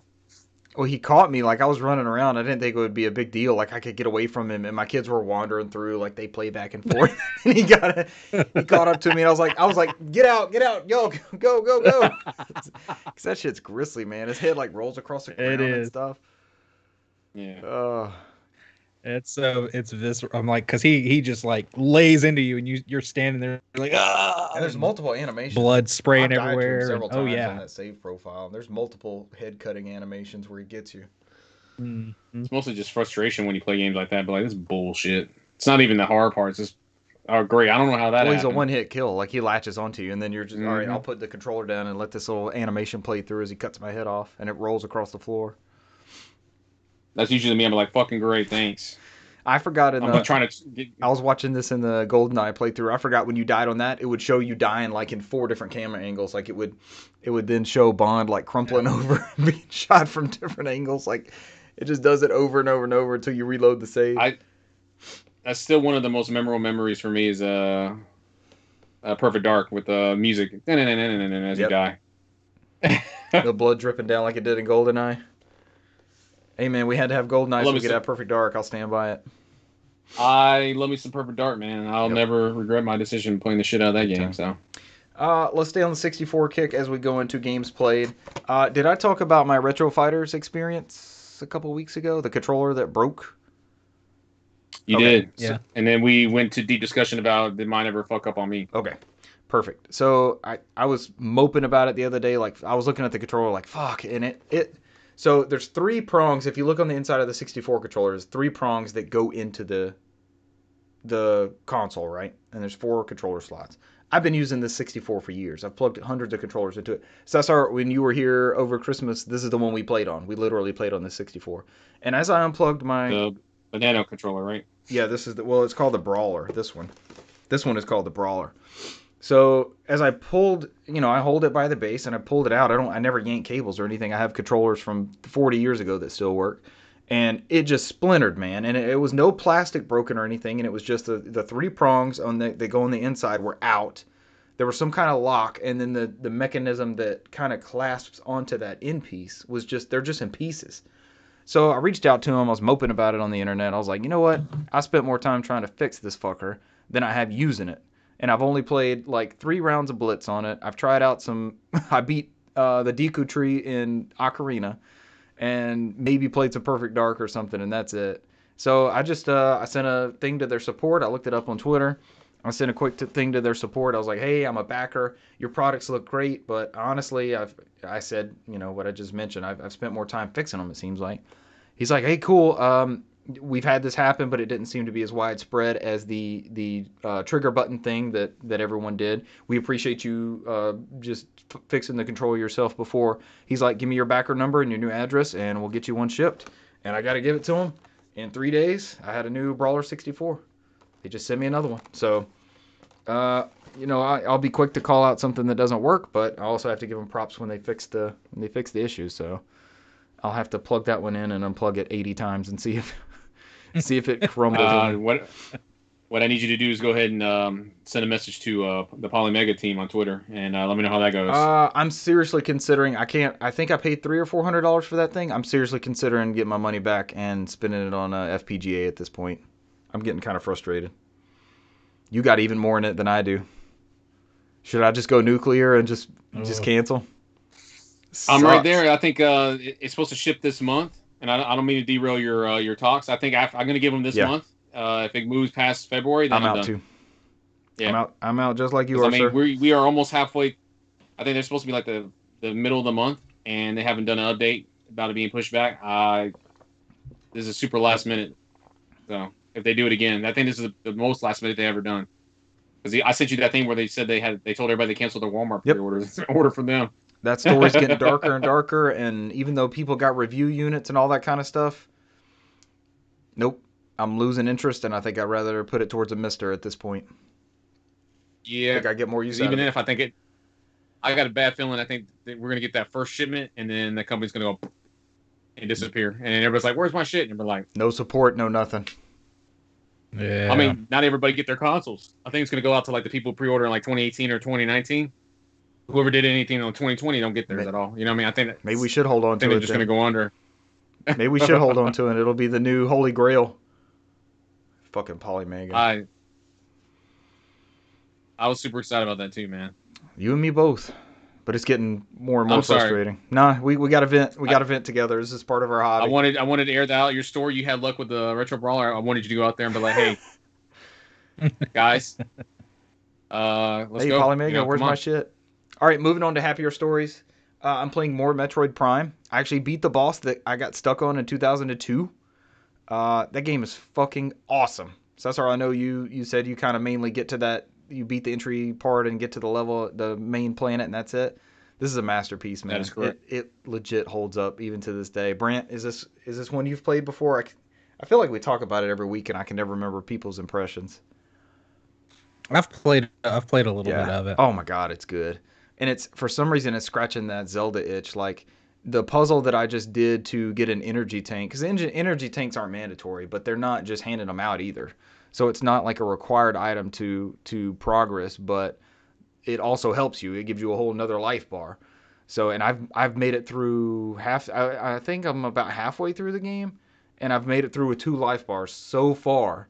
And the game is not hard, but there are some things that will fuck you up, and then you're just done. There's one area in the Magmore Caverns where there's these sentry guns, and not only will they shoot you and it'll take down half a energy bar, it'll knock you in the lava. So then you'll just be down there, you just be down there taking it and trying to. I've got the double jump boots, so I can get out of it easier. But it's like the game doesn't get easier. The game just it's less easy to be killed easily, if that makes any sense. So, but back to the puzzle with the energy tank, like. I had seen this thing, they call it a stone toad, and it's just this animal that's sitting, and you tell he's blocking a door. So you scan him with the thing. That's one of the best things about this game. I talked about it last week. You scan everything. You scan bosses, you scan the energy tanks, you scan enemies, you scan the landscape, and there's so much lore and things that you can get just from reading those bits. So I scanned this guy, and it says he hates round stuff or something like that. So I'm like, all right, I have the morph ball. Yeah, it's a very specific thing in his description when I scanned him. So he eats me. I mean, that's me looking at that description. Yep, he eats me immediately. So I'm laying down bombs. I have the morph ball bombs, and I blow him up. I'm like, okay, and then I'm in this room with a puzzle that I have to complete. And it was like, it played like one of the Zelda shrines. So it scratched that puzzle itch of like, oh man, I really put this together. And Metroid games are usually good at that. And I've only ever played the 2D ones. This is... You know, I've dabbled in Prime before, and I think I played a little bit of the Wii one when it came out, but I knew I was missing the story from the first couple. You know, the 2D Metroids will involve you needing to know where to go back to, and this stuff still exists, but I can definitely see where they took that core of Metroid and put it in 3D, just like Ocarina or Breath of the Wild or something like that, where you can see, like, I could see this puzzle in this whole room as I moved about and did these 3D, like I had the double jump boots, so I did this. Part of the puzzle was jumping across these platforms to take the morph ball to another area. And it was just, it was one of those moments that you're like, video games are pretty fucking cool. I like video games. And I like having those moments. I've died one time. My energy got low, and it's actually those guns that wore me out. My kids come by. They're like, you're still playing this game? And I'm just like, please go on. It's an exploration game. There's a lot of backtracking. Yes, I'm still playing this game. It does a good job. Don't discourage me from all these years of trying to beat it. Basically, keep moving. They're like, why are you playing this? And I mean, when you look at it, it's not a shooter. It really is an exploration game. It's not. And I went back and forth our previous episodes. Do I play this on Wii? Do I play this on the original GameCube? All this crap back and forth. Those GameCube controls are perfect still to this day. It's awesome. You never need the dual stick like Halo style shooter that we've all come to know and be familiar with. You never need that twin stick style movement. It plays so well, and the controls are perfect, and frame rate's awesome, and you're Samus, and it just plays so well. Continues to be good. I'm through 3 of the major bosses, and I think there's only one area that I haven't uncovered. There's a bit to this game. They kind of padded it out, I guess you could say, but there's artifacts. There's these Chozo artifacts. The Chozo are the people, like these bird-looking people in the Metroid lore. and they've spread these artifacts about Talon 4, and you're gonna have to get them. I know I'm gonna have to get them to unlock like this eternal crater. What did they call it? Interior crater.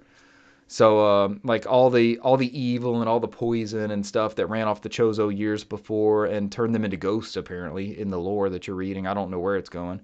But I'm going to have to get these artifacts that are in places that I've been before, but as I get enemies and I get energy tanks and such, I'll be able to unlock ways to get to them. The game does a good job of not holding your hand. I mean, I've never been frustrated like, where do I go? Part of the is because I have a guide. I'm not following the guide, but I have looked at like, okay, you're already here. Just go into this elevator and then you'll be where you need to be instead of like backtracking and going. There's multiple ways to get through the planet, and there's elevators across various parts of the level. And it'll just be a matter of, shaving 10 minutes off by not having to go back across this landscape. But you might find something when you're stumbling through there, because you may not have been through there with like the double jump boots or an extra energy tank to get somewhere you didn't have before. I've got the Varia suit. You get that pretty quick. Like every Metroid game, you start off super powerful and then something happens in the game to strip you of most of your abilities. So I had to get back the Varia suit. I had to get the missiles back. That was early on. The charge beam, which is super helpful because you can kill something further away and then hold down the charge beam and it'll pull in missiles and health and things like that, whatever the enemies drop. So that's come up big. I just got the boss that I just beat gave me a like an energy beam, and it is stronger against certain types of enemies and doesn't shoot as fast. But I can now take out like these pulse type enemies. So there's always like a paper rock scissor thing going on. Game's just good as hell, man. Music, ambiance, writing, it's immersive. It's special. I get why it's on the pedestal that it is. It's a good ass game. I definitely want this on Switch though. It looks gorgeous on the CRT. I'm enjoying playing it, but it's on those lines of everybody needs to play this. Like it does not need to be locked on. First off, GameCube. Second off, a $90 Wii SKU, and then the other way you can play it is a $20 download on the Wii U. Which, how long is that digital storefront going to be up, and who has a Wii U? That sort of thing. Like it's not readily available. This is definitely something that needs to be out there as one of those classic pillars of games. It's good. I'm enjoying the shit out of it. I meant to talk about last week. My kids are still playing Crash: Wrath of Cortex, but they also wanted to play Crash 2 on the original Xbox. Crash 2, Shrek 2 on the original Xbox. Two totally different games. Crash 2 is not on the Xbox, so they are playing Shrek 2 on the original Xbox. It's like these mascot platformers from that era of the movie tie-ins and such, but it doesn't suck. This is actually a pretty good game. It's up to 4 characters as you play through the story, basically the story of Shrek 2. And there's Shrek, Fiona. The first level has the Gingerbread Man and Donkey, and the second level has who's on that one? It's not Farquaad. There's 2 other characters on there.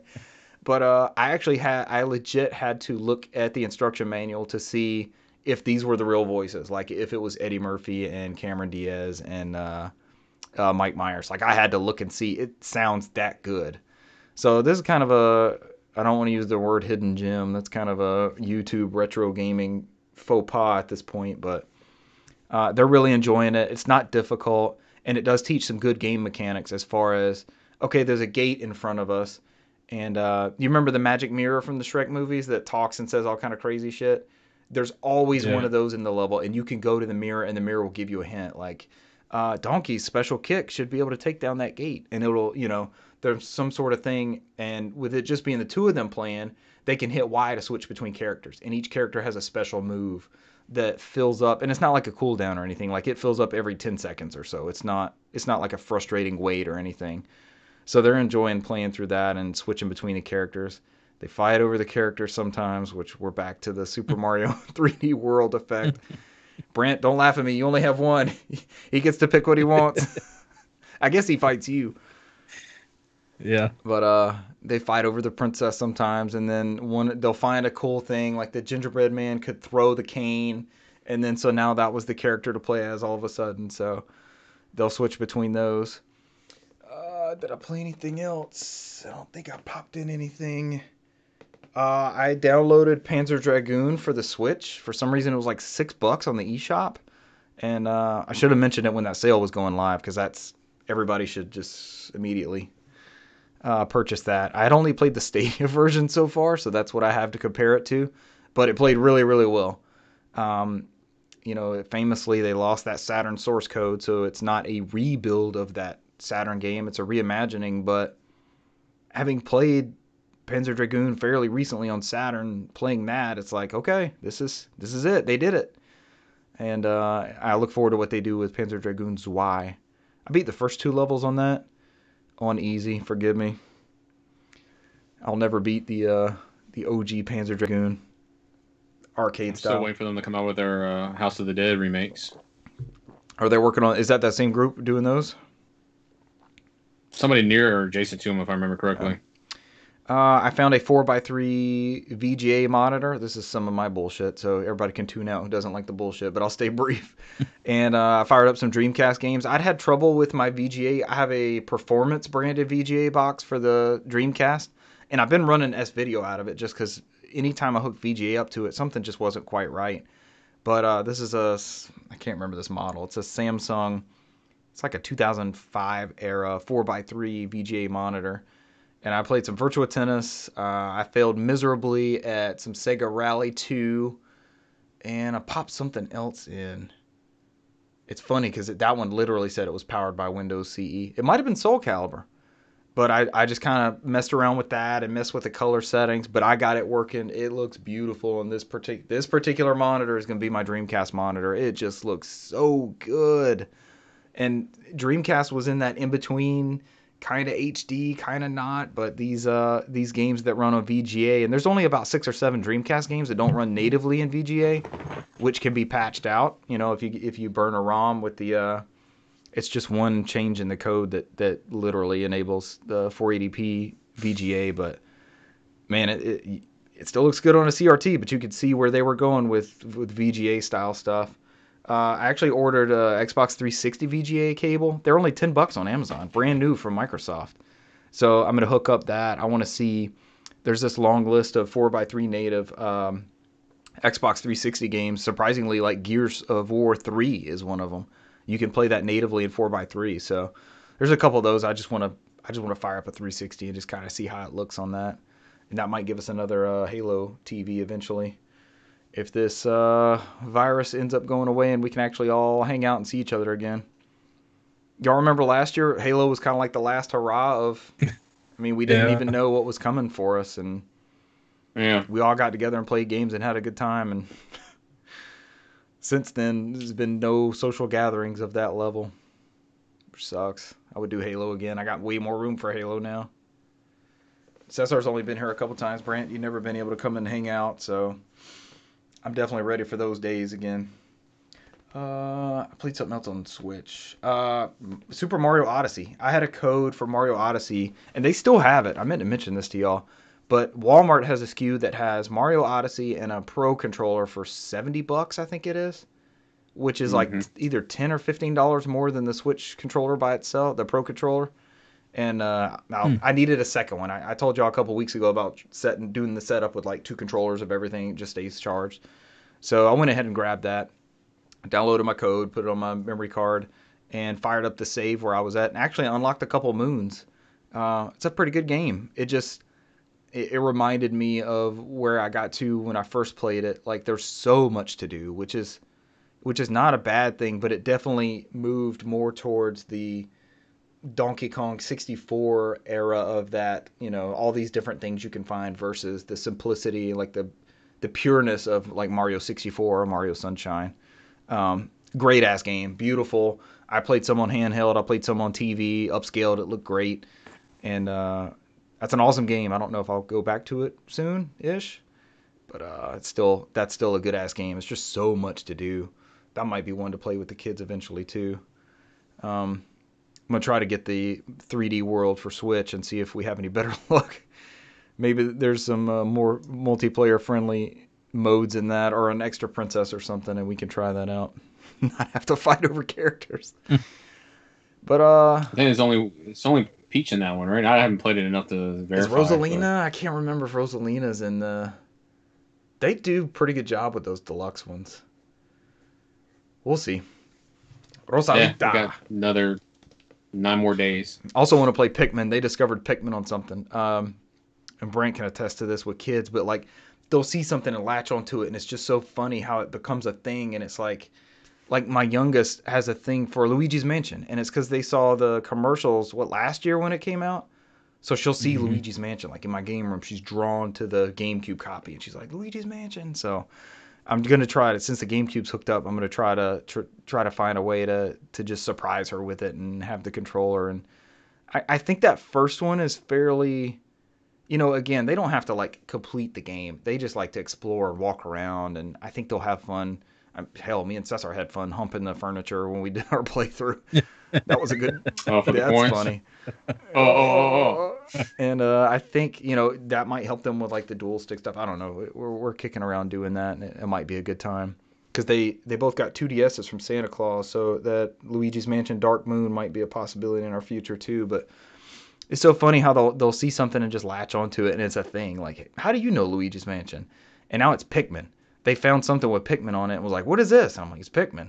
And then they'll find everything Pikmin now. Like they'll see the name on the spine, or they'll see like a flower, and it's look, it's a Pikmin. And I'm like, how is this a thing? This is not even in your realm. Like, how did this come to you?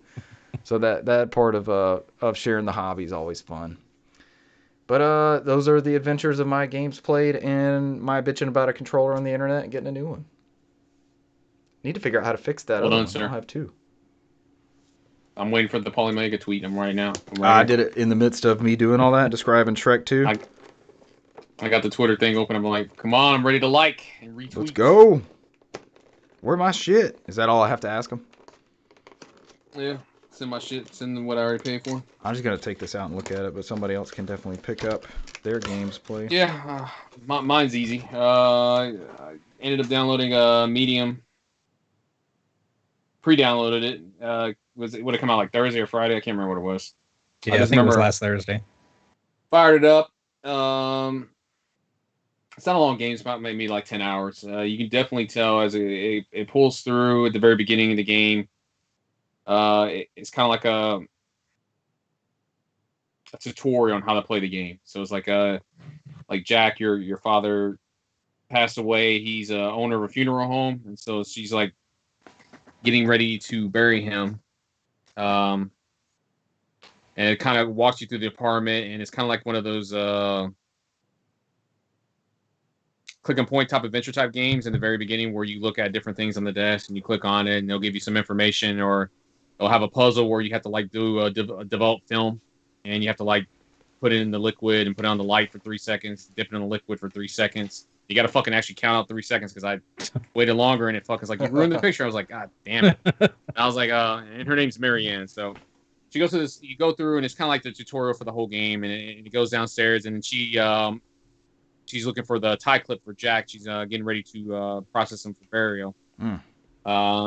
She ends up, everything goes dark, loses the lights, and that's when you kind of see her powers. So she sees, she runs into Jack. It kind of splits her into this realm where, like the medium, it's like she's in 2 different areas. So she's like in the astral plane and then she's in the real world. And so what she did, she's ended up helping Jack move on to the afterlife. So that's what she kind of does, apparently.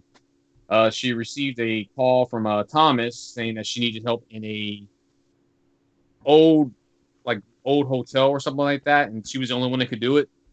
And she ended up going down there, and it's like an old blocked off hotel that's been abandoned for 30 years probably. From a funeral home to an abandoned hotel. This sounds like a horror game in the making.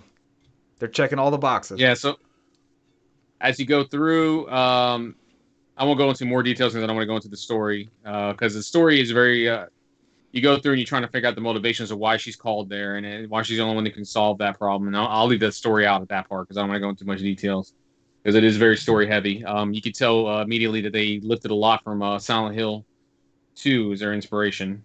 There's a lot of psychological moments in there. It's not a bad one to copy, right? Not whatsoever.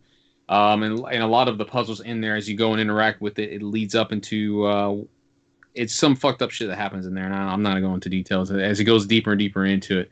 There's not really a combat system in there, so it's not like the Silent Hill where I know Silent Hill, their inspiration was to give somebody like an everyday Joe like a gun or a weapon who doesn't really know how to use it, so they have that difficulty of trying to kill the enemies in there, and it's created that way, even with the fucking tank controls. This one more is like it's more made akin to more of the horror games of nowadays, where they always expect you to run from the problem versus to confront it. So there's a monster in there that looks something that comes straight out of Pan's Labyrinth that's kind of like hunting you down. And shit. Yeah, it's fucking huge too, and it just the running reminds me of that battle with Pyramid Head that you and I think it was the last fight we had with him before COVID, where we just had to run, like we had to look it up because he kept killing us, and we just have to run until he goes away. Yeah.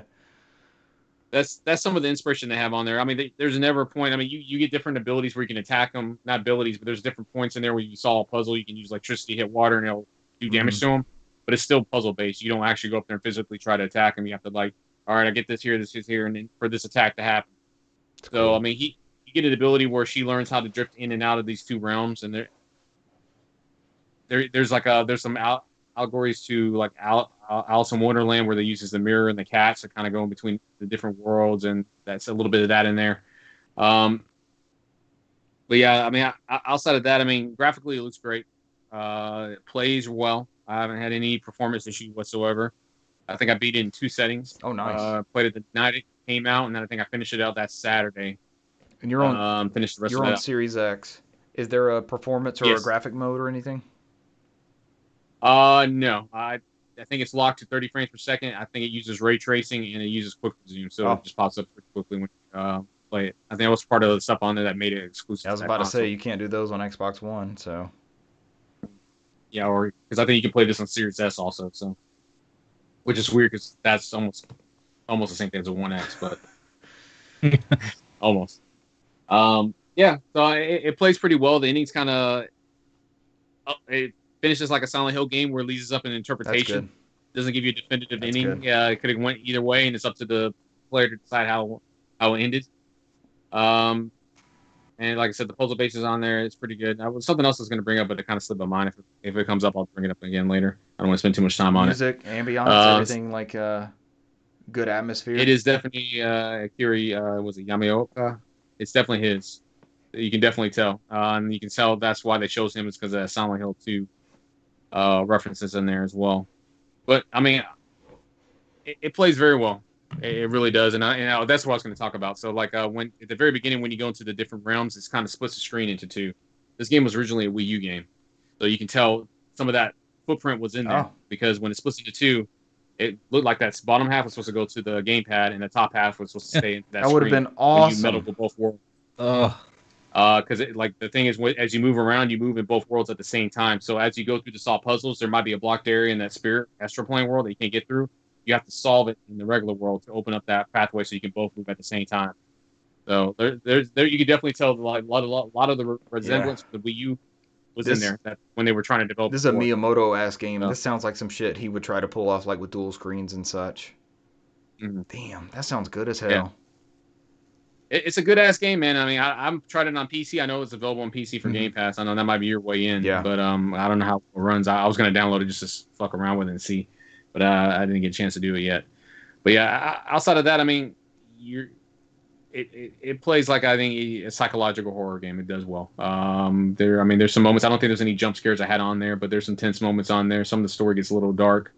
They did put a trigger warning in the very beginning of the game. I was like, what's the trigger warning for? I had to read into it. Like some people are going to be offended by this. It is what it is. And there's some moments in there you're like, oh, it's kind of fucked up, but that's the story they had to tell.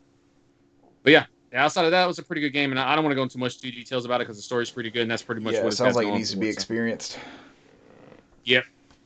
But that's pretty much the basis of it. So, outside of that, the next game I played on that Saturday was I jumped back into my bullshit. Ended up pulling 10 hours in Tales of Xillia on PS3. Damn. That's random. I forgot how much I fucking love that game, man. I love Tales of Xillia.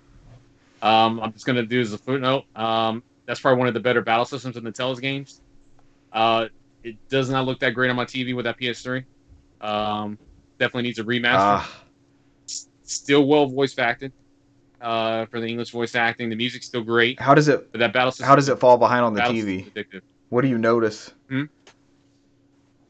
It's a slight blur. It's like you can tell that because I have a 4K TV and it is that 4K TV has a built-in up to 1080p, and so it just is what it is. I might buy that M cable to use it to straighten out the I've seen jagged good reviews on edges those. for I thought it was a anti-aliasing. scam. I saw pretty good reviews on them.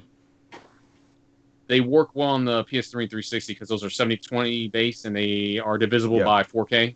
So those ones Nice. work well. It doesn't work well on anything that's 1080p or higher. You know, it's slight notice. So I might try that and see how it looked after that.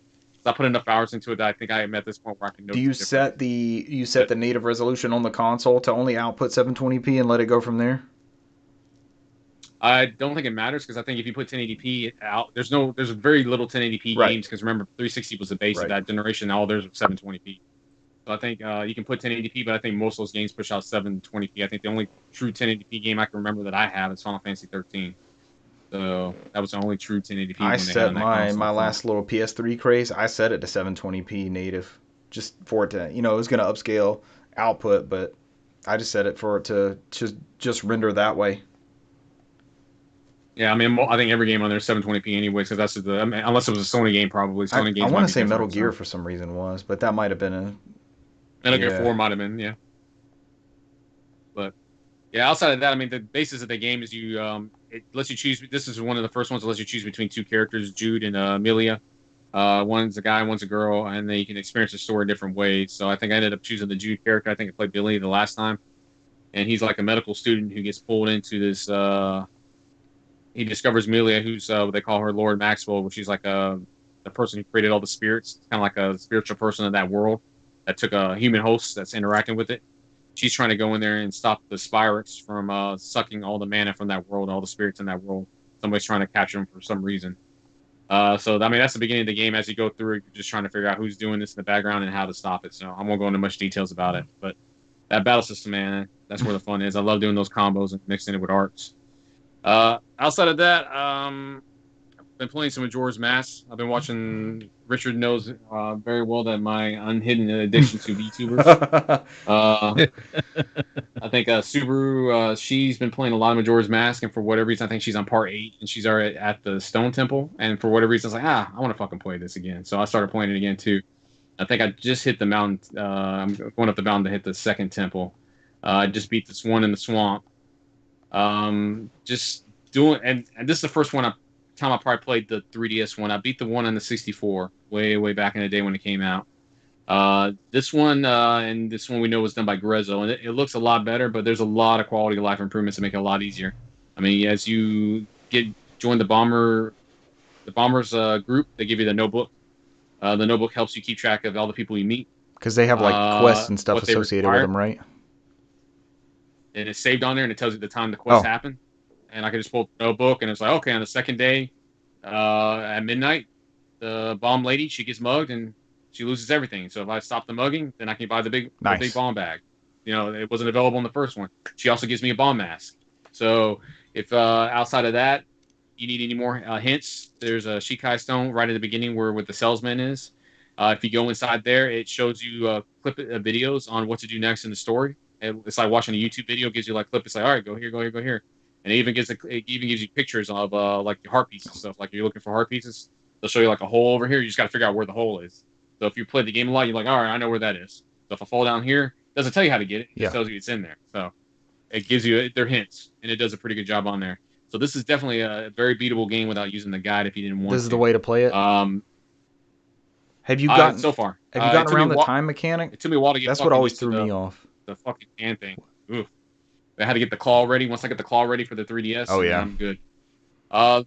The time mechanic, the first thing you do is when you meet the Scarecrow, he'll give you a hint. If you play a certain song backwards, you can slow down the flow of time. So if you play the Song of Time backwards, you inverse time. That slows it down to where you're able to do more within that 3-day time period.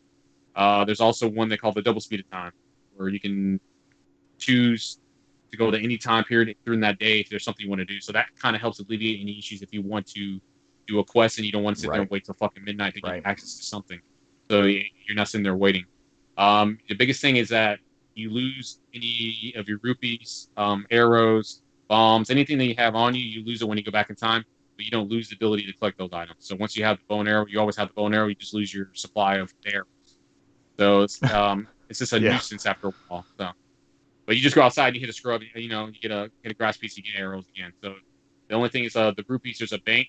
So for whatever reason, the bank guy knows that you fucking how much you put in there, even though you keep fucking around in time, you know, it's like, oh, you're late, you got 600 rupees in here.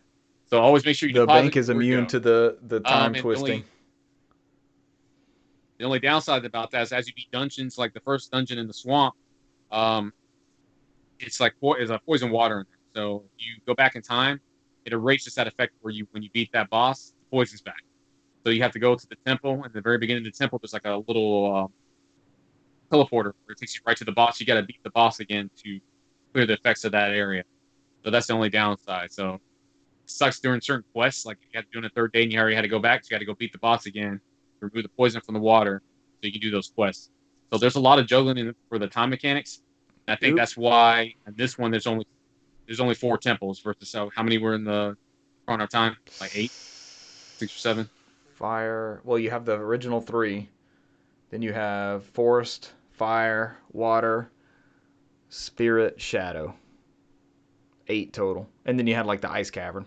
Mm-hmm. So that's why I think this game they only did 4 because they added that time mechanic. So it's only 4 dinner directions. Once you do that, you go straight to the boss battle with the Skull Kid. So it's not that difficult. I think that's why they eased up on the amount of work you have to do in that game because of that. So the main the main purpose of that game is you go through, you collect masks, and masks give you different abilities. I think I just got the mask one where I can explode myself like a bomb, but then it takes certain aspects of your health off of it, percentage off of it. So you just can't go around blasting yourself to get around. So yeah, right now I'm on getting to the second of the 4 temples, which is on the Snowy Mountain.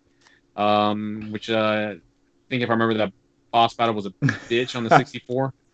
And it wouldn't let me fucking spam the jungle warrior and the fucking swamp thing. Because I remember on the 64 one, I just went up to him and just kept shooting him with arrows, and he couldn't block everything in time. That fucker had like a fucking steel shield in this one. They fixed it up. I couldn't cheat him in this one. I had to get in my Dooku thing, fly up, drop the flash grenade for him to go, oh, and then I have to actually blow on him. Before that, I just used to like hit him with arrows and just get in there. Because if you hit him with enough arrows, it would get in there and he would get hit. So they kind of fixed up a lot of that bullshit too. Where am I at here? I don't want to take up too much time. Outside of that, Richard saw me playing Control on PS5. I love that game. I'm halfway through it already. I'm almost done. I just I think I got one side mission, and I got to find 2 more employees. I love Control. I'll talk about highly Control. Now that I played the PS4 one, I got to handle the controls. I picked this one. I still play like I never forgot. I haven't died yet. So. That's a testament to good game design. Yeah, it's like the way I remember it. The only thing that pissed me off is like some of the abilities are locked behind side quests. So I had to go get the side quests to get my abilities back again, which sucks. So it's like, oh, I can't dash yet because I don't have that fucking shit.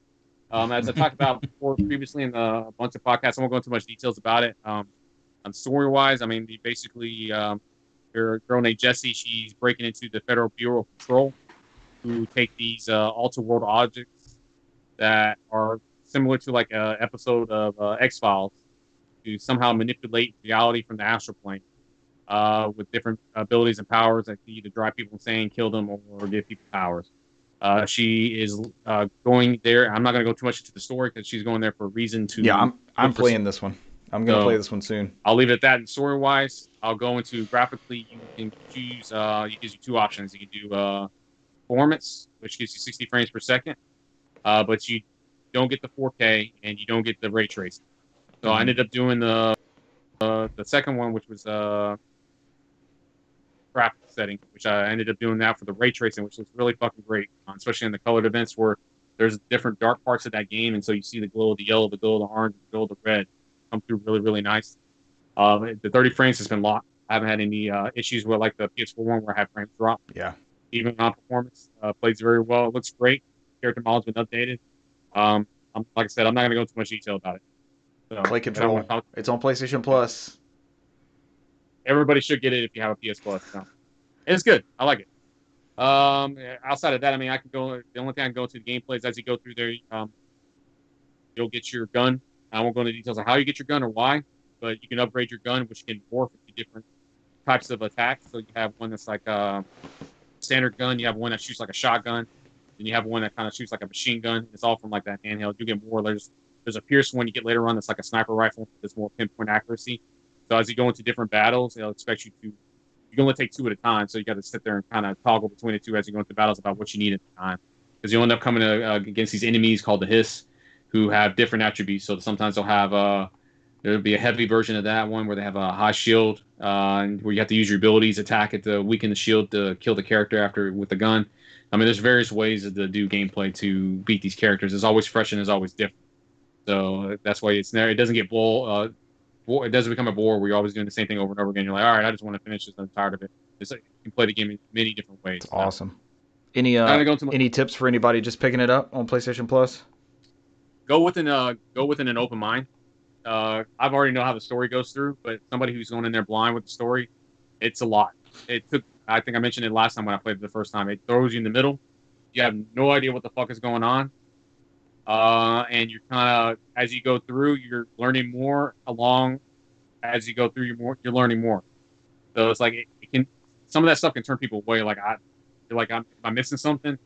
You know, that's and the next big thing is there's a lot of lore around that game, either being audio tapes, videotapes, documents. Read the lore. The lore is great. I'm doing that in Metroid Prime, so I'm used to that. There's a bit on there where they have a haunted Christmas tree that was in Antarctica. It was a white Christmas tree with a green base that would have voices and speak to people. And they lost contact to their research team in Antarctica for 6 months, and they came back and everybody was driven mad, saying that the tree was talking to them. So they ended up taking the tree with them, and they locking it away, kind of like Indiana Jones. They had to like put in like some kind of a box and intervene and take it away from them.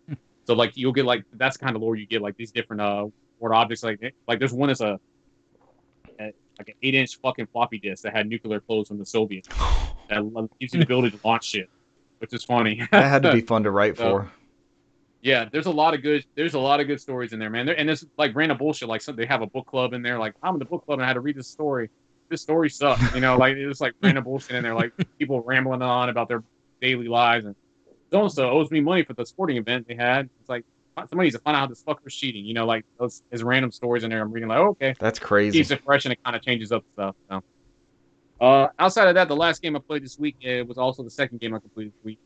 You guys saw it last week. I started Resident Evil 7. I finished Resident Evil 7 Sunday. I think it took me like 7 hours. So it's not too long. It's a good fucking game, man. It had the same issue with me with Control, where it starts on the beginning and you're like,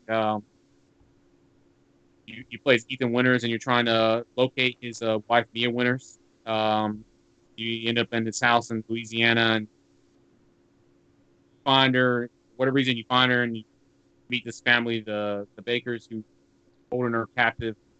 And as you go through, you're trying to find her, find a way out of there, and get her out. I know you wanted to play it, Brent. I'm not gonna go too much in the story. I don't know how far you are, but I'm gonna leave it at that. The story does pick up a lot at the very end. There's a fucking doozy of a cliffhanger for me. Not a cliffhanger, but I'm just sitting there like, what the fuck? At the very, very end of the game, when a certain character comes through, and certain companies work. I'll just leave it at that.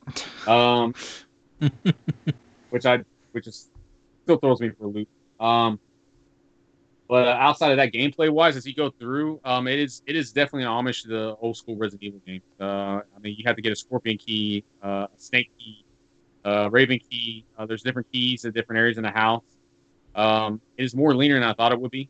Because as you go through the house, there's a basement, there's the main floor, there's the second floor. There's stuff locked behind certain doors, and as you go through, there's a trailer that's like your central hub. Then you have like a house on the bayou. You have like a testing lab on the left, and then there's as you go down further, there's another location. They kind of break out those locations for certain bosses. So you'll fight a boss in the main house, a boss in the bayou, and a boss in the testing center. I'm not going to go into details about what it is, because I know you're going to play it. At some point, as you go through, you get off the property further down the road, and it kind of opens up and it tells you exactly what's going on. You have all you know is you have a new enemy that's not Umbrella, trying to develop bioweapons. That's what the main thing about the game is. there's more to it. I'm just going to give you that. It's just interesting. You find out what happened to Mia Winters and how she got there. It all when it came at the very end of the game, it all came together and made sense, and it made me appreciate it a lot more. And that tanker bit. I mean, you have to go to tanker and you have to go to the mines at the end, and it's good, man. It's fucking good. I like it. And the battles, like the boss battles, are completely different. So like, there's certain ones that you have to do certain aspects in each one. So like, I think when you fight one, you have to like push these body bags to hit them. Stagger that person, and you can do your attacks on that person. And there's another one where this person turns into a giant spider, insect-type spider. they're fucking crawling around at different locations, and so you just have to like shoot them at different parts. They'll fall through. And there's one where there's another one that turns into like this giant. I don't know what the fuck it is, but it has like it's old. This one was old school Resident Evil where it had like different eyeballs at different parts of the body. It's like, okay, I get it. Oh, Resident Evil. I just have to shoot the eyeballs and bring the guy down. And it's like me just going around upstairs, downstairs, trying to find the fucking eyeballs on this guy. Like he's all over his whole body. And he's grabbing me and tossing me all over the place. I'm sitting there just injecting fucking needles in me, trying to survive. It's a hard ass game, man, but it's fun as hell. Damn. And just to give you a heads up, Brand, there's 2 endings in this game. I only got one of them. So there's a choice towards the middle of the game. You have to make a choice, and that tells you which ending you get. There's one that's the canon ending, which takes you right into Resident Evil 8, and there's one that's not canon. That doesn't respect your choices when I looked at it. And then you get the bad ending anyways. So, yeah, man. And then I went through and I played Not a Hero, which was the free DLC that came with it, and that's the Chris Redfield DLC. And that kind of continues after the story of this game, kind of leading back to Redfield. And that went. You're cutting out on us. Oh, then I use a mic. But something's happening. Hear me now? Not well. How about now? You were choppy, and then we would hear you great, and then it's like you went away totally. Yeah, I think I might be having issues with my internet right now. I think it just switched over to something else. Okay. And Windows is trying to force me to do an update. Of course. I might jump off in a minute. Just give me the countdown. So this one, the Chris Redfield one plays more like the old school, not the old school, but of course plays more like Resident Evil 5, Resident Evil 6, where there's more of the action-based. Action, yeah. Or it puts you in different areas, and you have the different goal, and you have to like different pieces. Like you got to get night vision, you have to get something to breathe in spores and filter out like something for your mask, and it's just you killing as many enemies to mold it as you go through the game. So to get to the final boss, and you beat that final boss, and it kind of elaborates a little bit more about the villains you're fighting in this game now, and it doesn't really give you the next steps of what's coming in the Resident Evil 8. I'm not sure how that happens, but it does kind of give you motivation about who's trying to run stuff behind the scenes now. It's a very different company that's doing stuff now, so leave it at that. But yeah, that's it. I think there's one more DLC I want to play through. I'm not going to play through the band footage because that one's kind of like mostly gameplay versus story. There's another one with Zoe, which is a character you meet in Resident Evil 7, and it kind of tells her ending. That's the part of the next one I'll play. After that, I'll uninstall Resident Evil 7, and I'll be ready for Resident Evil 8. Is it good DLC? Like, is it worthy add-ons? That free one was pretty good. The paid ones, I don't know. I will have to see about that one. The jury's still out on that one. Gotcha. So as I mentioned before in the pre-show, I have not beaten Resident Evil 4. I have not beaten Resident Evil 6. I ended up installing both. I'm probably going to go through Resident Evil 6 because I'm trying to figure out what the fuck Chris Redfield's doing. I don't know what the hell he's doing. It had me enough where I was like, maybe I need to beat 6 to find out what the fuck is he doing. Like, why is he doing this? Right. So, because we know how bad 6 sucks. I mean, the draft one, you know how bad that is. Yeah. So the draft. I couldn't hardly make it through the first little bit of that game. It was just, I don't think it was what anybody expected. It was just too much too fast. I mean, that's all it was. It was just like you had 8 different characters, and each gameplay was different. It was like, I don't know what the fuck's going on with the game. But I'm invested now to figure out, like, all right, where is Chris Redfield's motivations now? I'm like, between that and we saw with the preview what he does in that preview for Resident Evil 8, he's not the best of people anymore. So let's put it that way. Yeah. So I mean, that's it. That's my games played for this week. I think I'll I hope you enjoyed my TED Talk. Elaborated a lot. I'll hold questions later at a later date.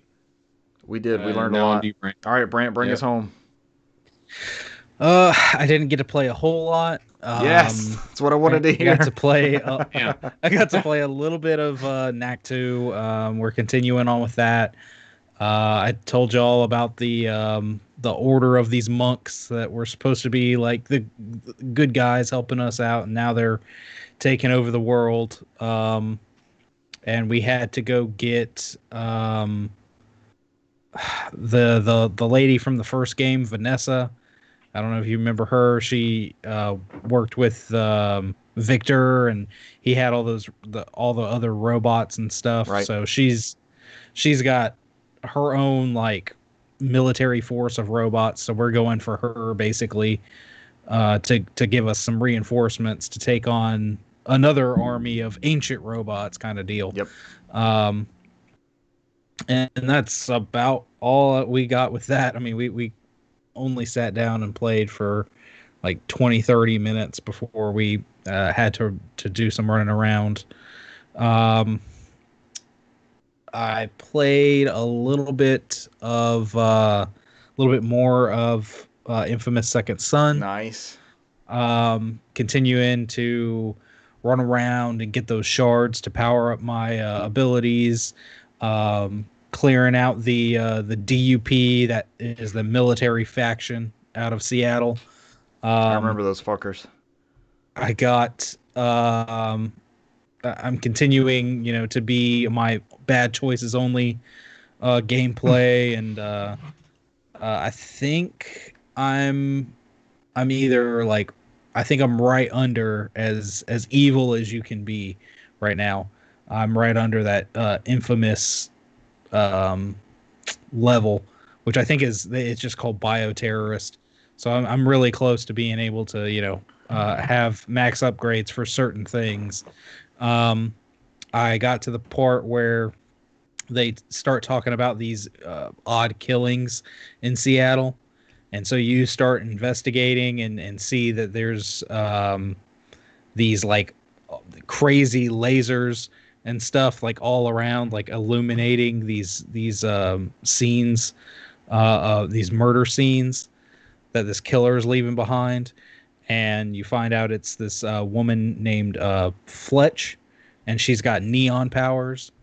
So Remember this bit. And Delson's able to have a confrontation with her, and he is able to absorb and also gain her neon powers as well as the smoke powers he had before. She got her own DLC, right? Yeah. And I was playing that. I started running around upgrading those neon powers, and then that was Monday when it was like super, super windy out, and power flickered here. So hopefully my progress saved, because I was playing for a good 2 hours. Hell no. So if I turn it on and my progress is gone, I'll say I'm picking a new game. I'll probably just go ahead and jump straight to Resident Evil 7. Yeah. Don't feel bad. I think back in the day on my original PlayStation, I put 5 hours in The Legend of Dragoon, and I beat the boss, and I was getting ready to save, and the power went out, and I was like, no. Oh. I still remember that to this day. Brant, go ahead and check. Go ahead and check. Get it over with. I think that it does have like an auto save, but I don't remember, and I don't remember when the last time I saw the little auto save thing was. It's of that era. It's been one of the, not to piggyback on your stuff, but it's been one of the things I've had to like consciously think about with Metroid Prime. Like, this isn't a game I could just knock out like 30 minutes of during a lunch break. Like, if I go somewhere and accomplish something, if I'm just exploring and I don't find anything, I'll just fucking turn it off. But if I beat something or I find something, then it's like a sprint to a save state. Like, please God, I don't have to do that again. So I'll have to check on that. And then I have two more. So I'm jumping into some of Cesar's bullshit. There we go. Yes.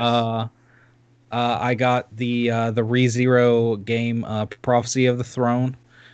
Played a little bit of it, and to recap, ReZero is a anime that follows the main antagonist Subaru Natsuki as he's thrown into this new fantasy world.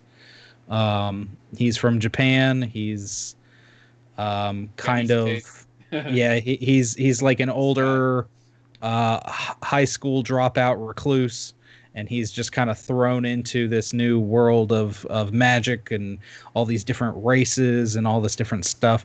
So it kind of it skips to a part in like the first season, after Subaru's kind of like proved himself to some of the main characters and built decent relationships. And the main thing about this story is Subaru finds out that he can basically die and come back. And when he does this, I mean, sometimes his what he calls his save point resets at different parts. Because when he comes in the first time into this world, he like gets jumped and all this other different stuff happens, and when he dies, he goes back to when he originally came back into the world. Yeah, and it happens. Unless you're like that White Whale episode where he did all that shit, and I was like, oh god, I hope we don't reset that far back, and he didn't reset that far back. So, but it seems like he progresses to certain parts, and then he'll keep going and die, and then he gets basically a new save point where he doesn't go all the way back. But sounds like Metroid Prime. So exactly. So it revolves exactly around what we were just talking about. So this game has that mechanic a little bit. It's basically kind of walking you through the mechanics of the game. It's kind of a visual novel along with I don't know, like almost like a detective game, because the whole thing is to build these relationships with these characters, figure out the situation, come up with a plan, and based on your choices and information you've gathered depends on how you're going to do in like the upcoming scenario. Find the imposter, man. It's all about finding the imposter. And when it gets to, I've only got up to basically the first little scenario battle kind of thing. And so when you get into a battle, you'll have your allies. They kind of move. Everything is, I will say, semi-turn based. So you basically get like this little area to walk around in.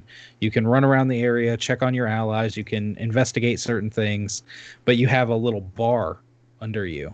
And so as you move, that bar decreases, and when it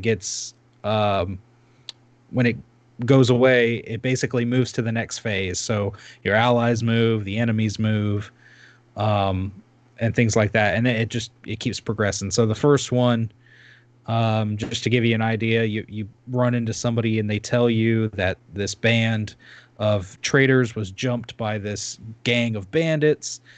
You choose to help them.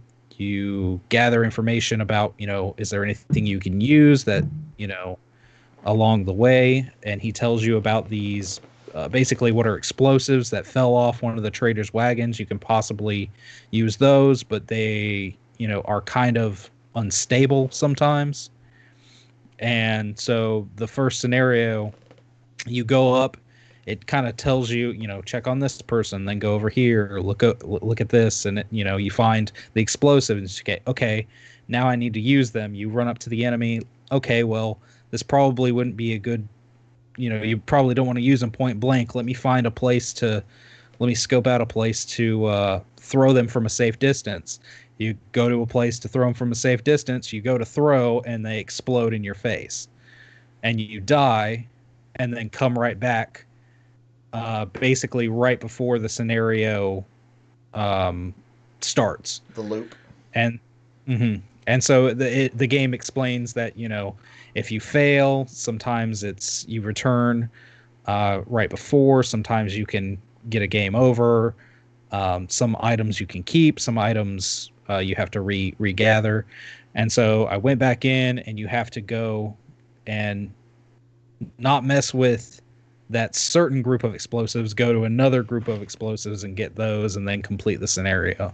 So this is kind of I'm sure I've played maybe one before, but I don't remember it. This is the first time I'm really getting into a visual novel, and it was really just because I enjoyed the show. Join me. Become one. Join Cesar's bullshit, as he puts it. And then, so I'll probably try to keep playing that. The last thing I did was I downloaded the demo and played a little bit of the Balan Wonderworld Okay, demo. here we go. I did that too. Hot yeah. impressions. Oh, Lord. Okay, so me and Cesar are here. Cesar forgot about it. That's how wonderful it is. Game of the year. I mean, it plays like a fucking Sega Saturn game. It does kind of play like a old Sega Saturn game. It's all fucking, the jank. It is an old ass Sega game. It's just the world's kind of twist over like nights, and it's the world, you can see that's what they wanted. They were going for. Wow. Yeah, but in an era where, you know, of games that we're used to, it feels extremely dated. The frame rate kind of is all over the place. Your character is kind of odd. They do this really like over exaggerated running motion when you walk, because there's only one speed. And I would say your character runs. I never figured that part out. and when they're doing this over exaggerated running motion and they're like not going anywhere hardly. NPCs, they're always like up in the air, or you're jumping around, waving like they need to tell you something. And as you walk up to them, you get to them and they just evaporate.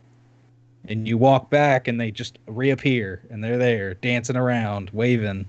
So it's and then there's the costumes. All the different costumes do something different. Oh no.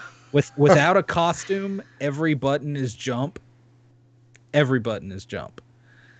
Then with the costume, basically every button is whatever action. So you the first button you get is basically, or the first costume you get is basically something that makes you do like a Tasmanian devil spin, and that helps you break certain blocks in the environment and things, or hit enemies. The next one you get is a I don't know, like a rabbit suit or something. I don't remember, but it's you basically do a Yoshi jump, where you jump and then you kick your legs and you can go farther. The hover jump. The hover jump is basically it. There's little collectibles and stuff you can get in the world. You can hold up to, I don't know, I think it was like 3 different costumes or something. And you have to do this. You can transition between them at any point as well. How do you select between but you have just the triggers. Yeah. It swaps through, and if you get hit, you lose one of your powers, whatever you're using currently. And there's a weird kind of, he does like this little twirl animation that takes a second, and you just swap between, and every costume only does one thing. So if you have something that, if you have that long jump, you can't attack. You'd have to switch back to the attacking costume. Okay. Is it fast to swap between them? It takes a second. I mean, it's not super slow, but it's not super fast either. Right. The camera is another oddity in this game. It kind of, you have free range, but other times it likes to lock on to certain things. Sometimes when you jump, it does a weird little judder. Like it'll jump up and down, kind of odd. And then you can find Balan in the world, and there's like this weird kind of quick time event where he says he'll give you some of his power. Okay. And you basically, like, you see him and he's doing a pose or a kick or something, an attack to some kind of random enemy, and you just wait until what looks like his overlaps over his body. The yeah, shadow more overlaps. more like shadows or something, and they come in from different directions, and you want them to overlap before you press the button and things like that. So, Or but multiples where you have to rapidly hit the X button yeah, if there's multiples coming through. There's usually that's the only two. One that goes over, and then there's multiples. and it gives you like a good, an excellent, or a bad, depending on uh, how quick you were or how how you lined them up. But it didn't really seem to do anything when I completed that. It Uh, it ends up giving you if it gives you a different hat depending on the color. So if Gotcha. you miss one, you get silver. If you miss two, you get bronze. If you get them all, you get gold. If you get gold, you get a trophy, and that's one of the trophies you're required for the Balon for that level because there's each level has 8 Gotcha. trophies they expect you to collect. After that, it gives you a certain amount of gems. So the better the better the gold, or higher up, the more gems you get. The gems is what you use on the Isle of Tims to feed those Tims that are walking around. You have to feed them gems. Whether or not they do anything about it, I don't know. I just kept feeding them. They didn't Feed the change or Tims. anything like Yeah. that. They just walk up to me like, Yeah, I kept feed me feeding them, gems, feed and me gems. I was like, dude, I don't have shit. Get away from me. So I don't know. It's an odd game. It seems, I don't know if it's just because this is a demo, if it's not fleshed out, if it's not complete. It didn't have unlike, the Resident Evil demo and all that, it didn't have anything that said, this is a work in progress or no, the anything game comes like out that. in a month, I think, right? March. So, yeah, if this is the completed project, it feels like it really lacks substance and it's extremely dated. Um, I don't know if I'll say that. it's This is very niche. it's They, it, they I was know what about to they're say doing. Yeah. it would appeal to certain people, and I mean Did it dissuade you both? I won't say I I'll won't say buy it. that it's like horrible, but it's I don't know. It's definitely not what I 100% expected with the little Sonic the Hedge boy, because the kid does look like Sonic if he was Does he? a human. Sonic the Hedge Boy. Yeah, I mean, the whole game starts up. It shows a boy and a girl, and their guy's kind of like a dick. Yeah, He's like ignoring everybody, and like all his friends are trying to acknowledge him. And then they walk into this place where they meet Balin, and he takes them to this world, and that's pretty much the basis. Everything's kind of like done through gibberish talk, and yeah. there's not much on the screen like as Right. means of a story yet. He's just kind of like showing you this mystical world, and it's like what Brand said. They give you a taste of 3 different levels, like Act 1, then Act 4, and then Act 6, and then the Isle of Tims, and World 1, World 2, World 6, or Level 6, or whatever they call it. And then each level has a different Act 1, Act 2. So first part and the second part, like the first one was like you mentioned before, like a farmer. And as you go through, you get the powers, and they expect you to look for these trophies, and the trophies are either you got to jump high enough, or it's hidden behind this thing, and they expect you to do different things. I think there's 4 that are easily found, and then I think I couldn't find the other 4, and the other 4 is either required of being that level where you have to find Balin and unlock this trophy that way. I think it's other bullshit you have to go through there. There's certain areas where you have different costumes that you can't reach yet, and that they don't provide on that level, so you're gonna have to unlock those costumes at some point, and then backtrack to that level to get access to that part to probably get another statue. That's what looks like what they're doing for. So as you go through, you finish up the acts. There's in the good old Sonic fashion, or even in the Knights fashion, where after Act 1, Act 2, there's a boss battle. So this one, it kind of shows a backstory of the farmer who had like a tornado attack his crop and destroyed everything, and he's fallen to despair, and it turns out to this giant wolf that looks like a fucking Sonic character. Yeah. That looks like one of the Sonic Heroes characters. It looks like a damn Sonic character. That can turn into a tornado, and they throw you into this boss battle, which is not really hard. They'll give you suits on there or different powers you can use to fight against them, and then they grade you as you beat the boss. What they expect you to do is that there's different points in there. I think when I went through it, I did 2 hits on them with 2 different costumes, and it gave me 2 out of the 3. So they expected me to do 3 for 3 to get unlock everything in that level. So everything's kind of locked up in there. Is it real casual? It is, and it's like Brant said, it's slow. It's like if you want to go through it quickly, you can't. It makes you move at their pace. It's similar to like Knights, where Knights kind of like make you move at its pace, where you couldn't fly around anywhere you want. You kind of lock between those different linear parts as you go through. It's a very Sonic, very Knights type of game, and this is, I think, I don't know how well it's going to sell because I don't know if it'll do well mainstream, but this is for people who love those type of those games. This is right up your alley, which could be great and which can be frustrating. Knights can be frustrating sometimes, and this that has that look of this game to be frustrating as well. So, I said it lacked substance. I guess what I really meant was more context, because it feels like I'm missing something. And because it really doesn't get into any kind of story. It gives you that little kind of cutscene at the beginning, and then it's straight to this gameplay that you've got no context for. I'm telling you, I played Knights back in the day. This is like Knights 3 or Knights 2. This is what they will come out with, and if you played it back in the day, you would have been fine with it. Compared to other platformers now, it's very bare bones, but it is a very much of a love letter to that era of gaming, that platformer gaming on that 3D platforming on the Sega Saturn. It very much is. How well it's going to do, I don't know.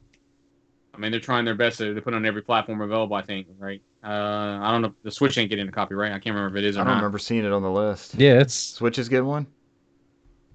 Oh, wow. Yeah, Switch is getting one. I'm pretty sure. Yeah. I think it's coming out for everything, so. But yeah, we'll see what happens with it. But I mean, it is definitely, it's going to be a very niche game.